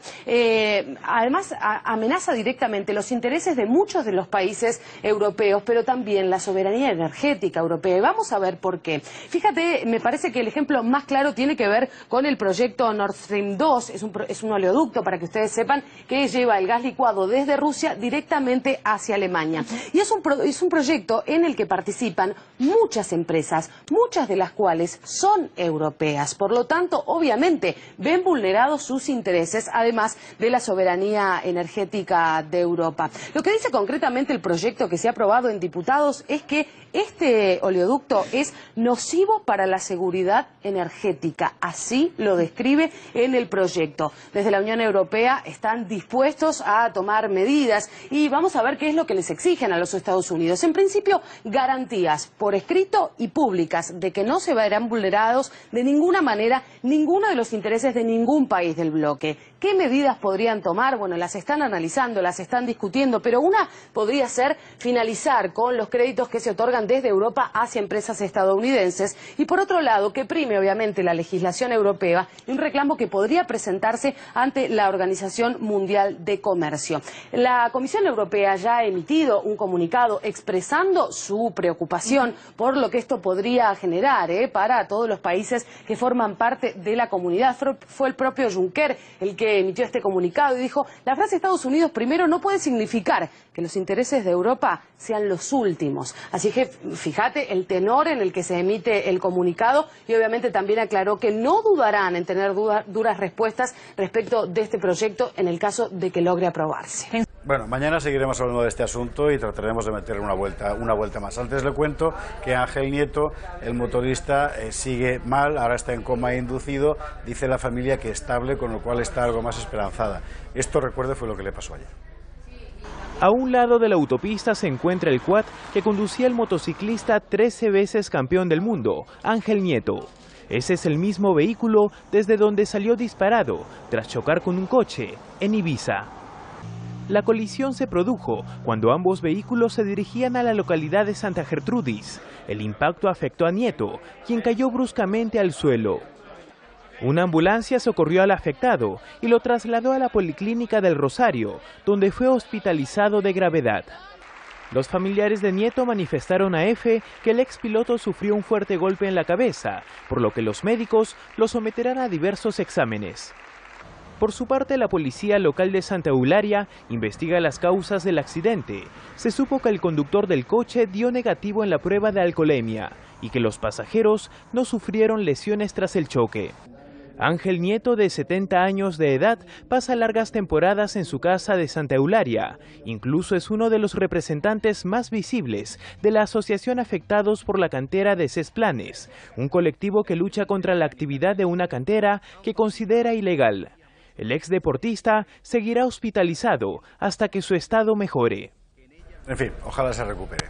Bueno, vamos a irnos enseguida a la publicidad y a la vuelta vamos a ver el debate que manteníamos ayer, la conversación más que debate, Eduardo García Serrano y un servidor en el telediario con Bea Rojo sobre la cuestión de la comparecencia de Rajoy. Asunto que me parece que no es en absoluto menor. Y como ayer pues pudimos hablar con tranquilidad de las circunstancias que han rodeado a este asunto, pues en fin, miel sobre hojuelas, y creo que a usted le gustará volver a verlo. Aquí lo fundamental es lo siguiente. Al final esto se ha convertido deliberadamente, creo que por todas las partes, pero muy particularmente por la izquierda, en un pretexto político para su propia campaña. Y mire usted por dónde ha ido a pasarle a la izquierda sobre un asunto en el que Rajoy no estaba siendo juzgado, sino que iba como testigo, y en el día que era la víspera de la noticia del paro, que Rajoy ya sabía que iba a ser buena. Con ello se quedan. Hasta mañana.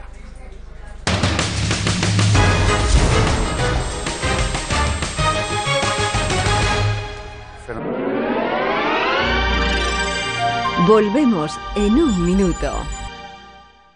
Hablar de este jamón cocido es hablar del tiempo. De este no, de este. Porque en El Pozo hacemos así nuestro jamón cocido artesano, dándole tiempo al tiempo. Como dijo otro artesano, el tiempo siempre encuentra el final perfecto. Jamón cocido artesano de El Pozo. Ya no se hacen jamones cocidos así. El Pozo. Si andas perdido y no sabes a quién creer, la primera a la derecha. Si estás cansado de los medios domesticados por el poder, la primera a la derecha. ¿Quieres informarte, pero también entretenerte? La primera a la derecha. Para encontrar los temas que otros no se atreven a contar, la primera a la derecha. La primera a la derecha.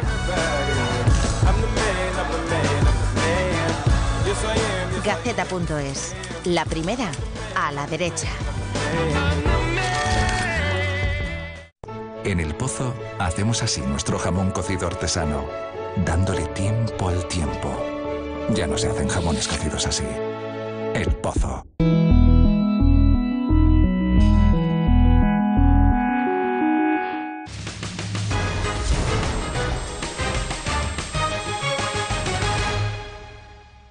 Pues ha llegado el momento de abrir nuestro foro de debate. Nos acompaña ya en esta mesa Eduardo García Serrano otra vez. Buenas noches. Buenas noches, Beatriz. Y damos la bienvenida a José Javier Esparza. Esparza, buenas noches. Muy buenas noches.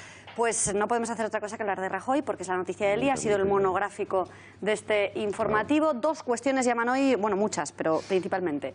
La primera, como no podía ser de otra forma, Rajoy lo ha negado absolutamente todo, que parecía Sabina con ese lo niego todo, y su actitud absolutamente chulesca, a la que ha apuntado también, por cierto, Pablo Iglesias. Bueno, vamos a ver.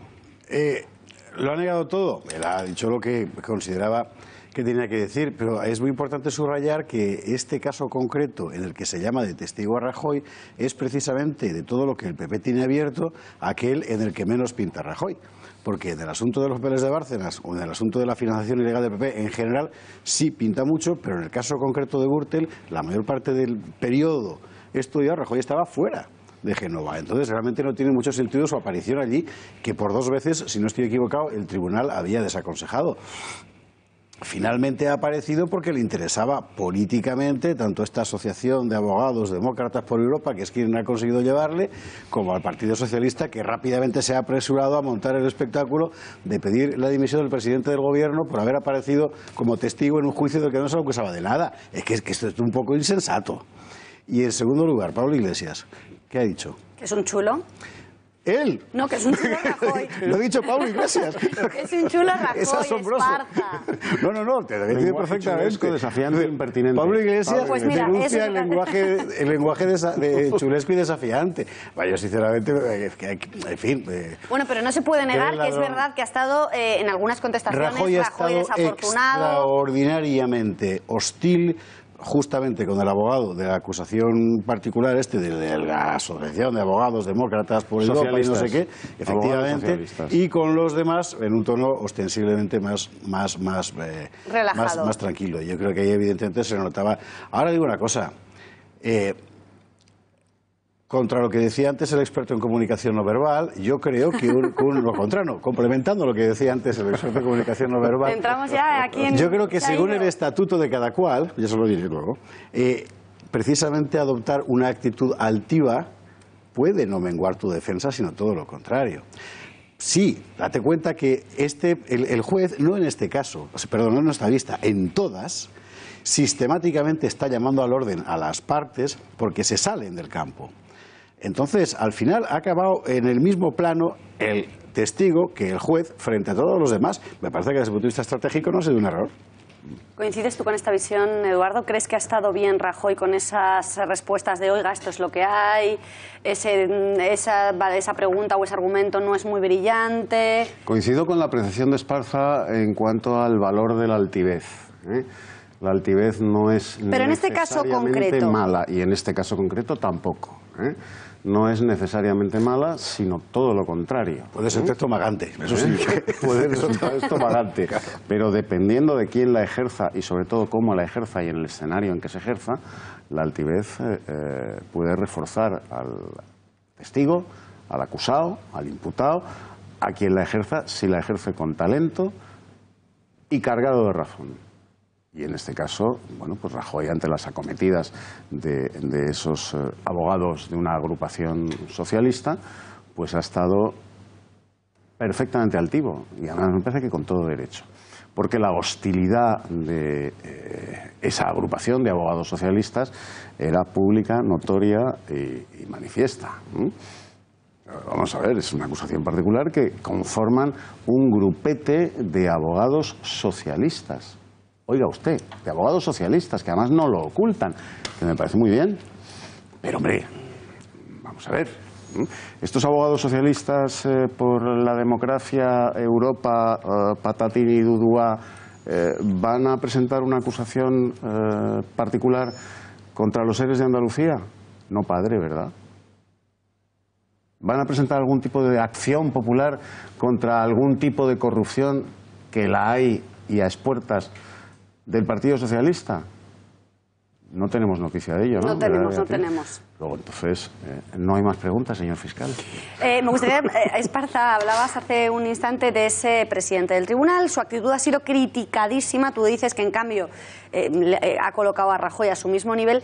¿No creéis? Porque a mí en ciertos momentos me ha recordado la actitud mantenida por el fiscal Orrac, que parecía casi más el abogado defensor de el juez está a punto de volverse loco porque tiene al mismo tiempo 3 casos interconectados y que son piezas separadas. Y eso Miguel Durán, que está ahí todo el tiempo, lo explica muy bien además, porque él mismo ha protestado. Miguel Durán en defensa del juez, claro, porque el problema cuando se juzgan 3 casos interconectados y además con semejante fondo político, es que desde el punto de vista estrictamente judicial, separar concretamente cada causa. Pues Miguel Durán contaba que es que en todas las vistas ha ocurrido exactamente lo mismo y el juez está permanentemente marcando. Incluso la queja de Miguel Durán es que a la fiscal, sin embargo, no le marca.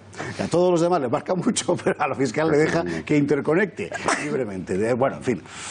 ¿A ti también te gusta, Eduardo, este presidente de tribunal? ¿Te parece que no ha podido perjudicar? Yo lo digo más por haber perjudicado la imagen de Rajoy, que parecía que era todo un paripé, que se había ido ahí a pasear, que tenía la ayuda.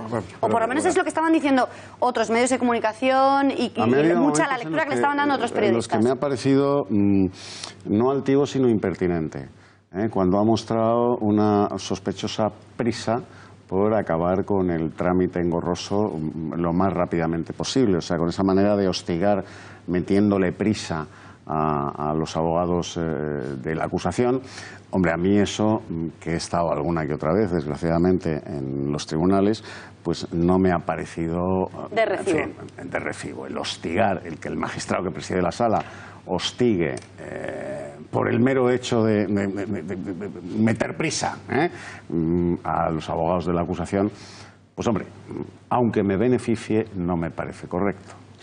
Por cierto, que se demuestra lo que publicó La Gaceta en 2013, ese viaje famoso de Rajoy con su mujer, con sus hijos, con una asistenta, que había sido pagado con fondos del partido. Bueno, era yo el director de Gaceta entonces, efectivamente. Pues enhorabuena, Esparza, por la parte que te toca. Y nos cayó de todo, madre Se demuestra que es verdad y el propio Mariano Rajoy ha tenido que reconocerlo. Ha dicho que, bueno, que pero hasta donde él sepa, ha dicho además, hasta donde él sepa, es cierto que lo pagó el partido. Claro, y seguramente él no era consciente de que se pagaba, o sí, no lo sé, se pagaba a través de una red vinculada a los manejos de Correa y tal, porque la realidad, y durante la declaración de esta mañana se ha traslucido un par de veces, la realidad es que cuando eres tan importante, te regalan cosas, te regalan viajes, te llevan aquí y allá, y no preguntas quién paga, porque eso va de suyo. Es así, y con las campañas electorales es lo mismo. ¿A ti se te alcanza hasta donde tú sepas quién paga los billetes de tus vacaciones? ¿Quién paga los billetes de tus viajes? A mí perfectamente. ¿A que tú sabes hasta dónde se te alcanza que es todo quién te paga o quién paga unas vacaciones? Sí, claro, me las pago yo perfectamente. Bueno, pues Rajoy igual, ¿no? Rajoy debería. No, ¿cómo que debería? Rajoy lo sabe. Lo oculta. No, el partido. El partido. Sí, pero... ¿Y el partido qué es? Pues el partido es un agujero en el que había de todo. Y eso sí es verdad. Pero la cuestión es, ¿qué esperabas? ¿Que contestara Rajoy? Sí, sé que fue Correa el que, o el Bigotes, o quien fuera, yo qué sé. Os voy a poner un ejemplo que no es un ejemplo, que es... Te gusta mucho, Eduardo, los ejemplos que es una realidad. didácticos. En esta casa, en la Inter, hace muchos años, había un libro de estilo en el que en aquellos años era costumbre que en las ruedas de prensa la empresa que convocaba la rueda de prensa diera un obsequio a cada periodista en su sitio. Llegabas, te sentabas y te encontrabas un obsequio. Unas veces, pues una pijadita, un bolígrafo... Pero unas veces eran regalos ya más buenos. Efectivamente. Bueno, pues en esta casa estaba terminantemente prohibido recoger ese tipo de regalos. Terminantemente prohibido. Bueno, a lo mejor porque pasarse, ¿no? Si aceptas el regalo, pues hombre, se sobreentiende que vas a hablar bien. Te condiciona de determinada manera a la hora de sentarte en el ordenador a escribir. Bueno, esto reza también para el político que acepta un regalo, no un bolígrafo, evidentemente, que acepta que le paguen el partido, claro. Pero al partido, ¿quién le ha pagado ese dinero? Claro, ahí está la clave. ¿Al partido quién le ha pagado ese dinero? ¿Por qué se lo ha pagado? ¿Para qué se lo ha pagado? Y buscando qué. Eduardo, todo el mundo sabe que eso funciona sobre la base de que no sepa tu mano izquierda lo que hace tu mano derecha. O al revés, según con qué mano cojas el dinero. Es así. Con lo cual no exculpo, que no exculpo a Rajoy del asunto ese, y recuerdo que, insisto, que esto lo publicamos en Hoy Directo de la Gaceta. Claro. Lo que quiero decir es que eso no implica que Rajoy cometiera un delito a sabiendas. No. Lo que implica es que aquello era un cachondeo formidable. Eso sí. Bueno, y claro, rapidísimamente, Pablo Iglesias, Pedro Sánchez han salido, porque al final lo que coincidió es que esto no tiene más consecuencias que un show televisivo. Ahí es donde yo creo que el PSOE se ha equivocado, ¿ves? Porque justo, vamos a ver, con todo lo que tiene Rajoy por delante, había otros momentos en los que habría tenido más fundamento pedir inmediatamente la dimisión, como ha hecho Pedro Sánchez esta mañana. Pero con lo de hoy, es decir, su aparición como testigo, y además toreando, que parecía Espartaco, ¿verdad? Como testigo sin que se le acuse de nada, en un caso donde realmente no es fácil tener por dónde pillarle, que de repente aparezca Pedro Sánchez, después de haber estado con Urkullu y haciendo ojitos con Puigdemont, ¿verdad? A decirle que dimita a Rajoy. ¿Por qué no le ha pedido que dimita a Puigdemont, que ha roto la ley con más evidencia? Es asombroso. No, a Puigdemont no. Tiene que dimitir Mariano Rajoy, sin ser capaz de decir exactamente Rajoy tiene que dimitir porque ha hecho esto. Sí, lo dicen. Dicen el argumento que esgrime la izquierda es que es una vergüenza internacional que un presidente del gobierno en ejercicio esté sentado en relación al mayor, porque así lo ha dicho Mónica Oltra hoy, que es mentira además. Es que la clase política española es toda ella una vergüenza internacional. Porque lo que han hecho hoy este par de cínicos, que lo único que buscan es el beneficio político para ellos del espectáculo de hoy, lo que han hecho este par de cínicos en el sentido político, es sacar rentabilidad para ellos de lo que ha sucedido hoy en la Audiencia Nacional. Que sepas además que el PSOE se ha enfadado muchísimo porque resulta que Pablo Iglesias le ha adelantado un cuarto de hora a la comparecencia y ha dejado a Pedro Sánchez colgado, con lo que ahora están que no se hablan. O sea, el gran argumento, los dos se han puesto el hábito de Jerónimo Savonarola y han salido a la palestra a predicar honradez, honestidad, limpieza, pero Dios bendito. ¿Pero qué tienen ustedes en sus partidos? Pero insisto, en una situación en la que nadie ha acusado a Rajoy de haber hecho nada. Javier, es que ese es el tema. Además, tú puedes vestirlo al escándalo internacional. Mira la prensa internacional. La gente ha pasado. Como es lógico. Hombre, si hubiera dicho, se ha demostrado que el presidente del gobierno metió la mano en la caja y se llevó 3.000 euros, aunque sean 3.000, sí. Pero es que estaba como testigo en un caso del que no se le acusaba de nada. Entonces, es una sobreactuación propia de la izquierda que se ve que, por lo que sea, teme elecciones anticipadas o una cosa así. Y están preparándolas, claro.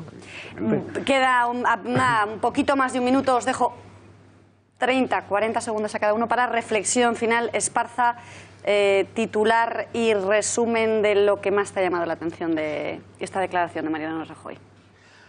A mí fundamentalmente me parece una torpeza por parte de la oposición que el PP, que tiene muchísima mili en trincheras tan sucias o en garitas tan sucias, ha sabido torear sin mayor complicación. ¿Y el titular? ¿Que no me has dado un titular? ¿Un titular? Bluff. Bluff. Eduardo. Estás tan onomatopeico como Esparza. Mascletá de la izquierda con Rajoy de Ninot, que ha salido indultado. Ninot indultado en la Audiencia Nacional, con la mascletá de la izquierda en honor a José Javier, que es valenciano. Ahí estamos. Pues nada, en honor a los dos. Muchísimas gracias por haberme acompañado esta noche.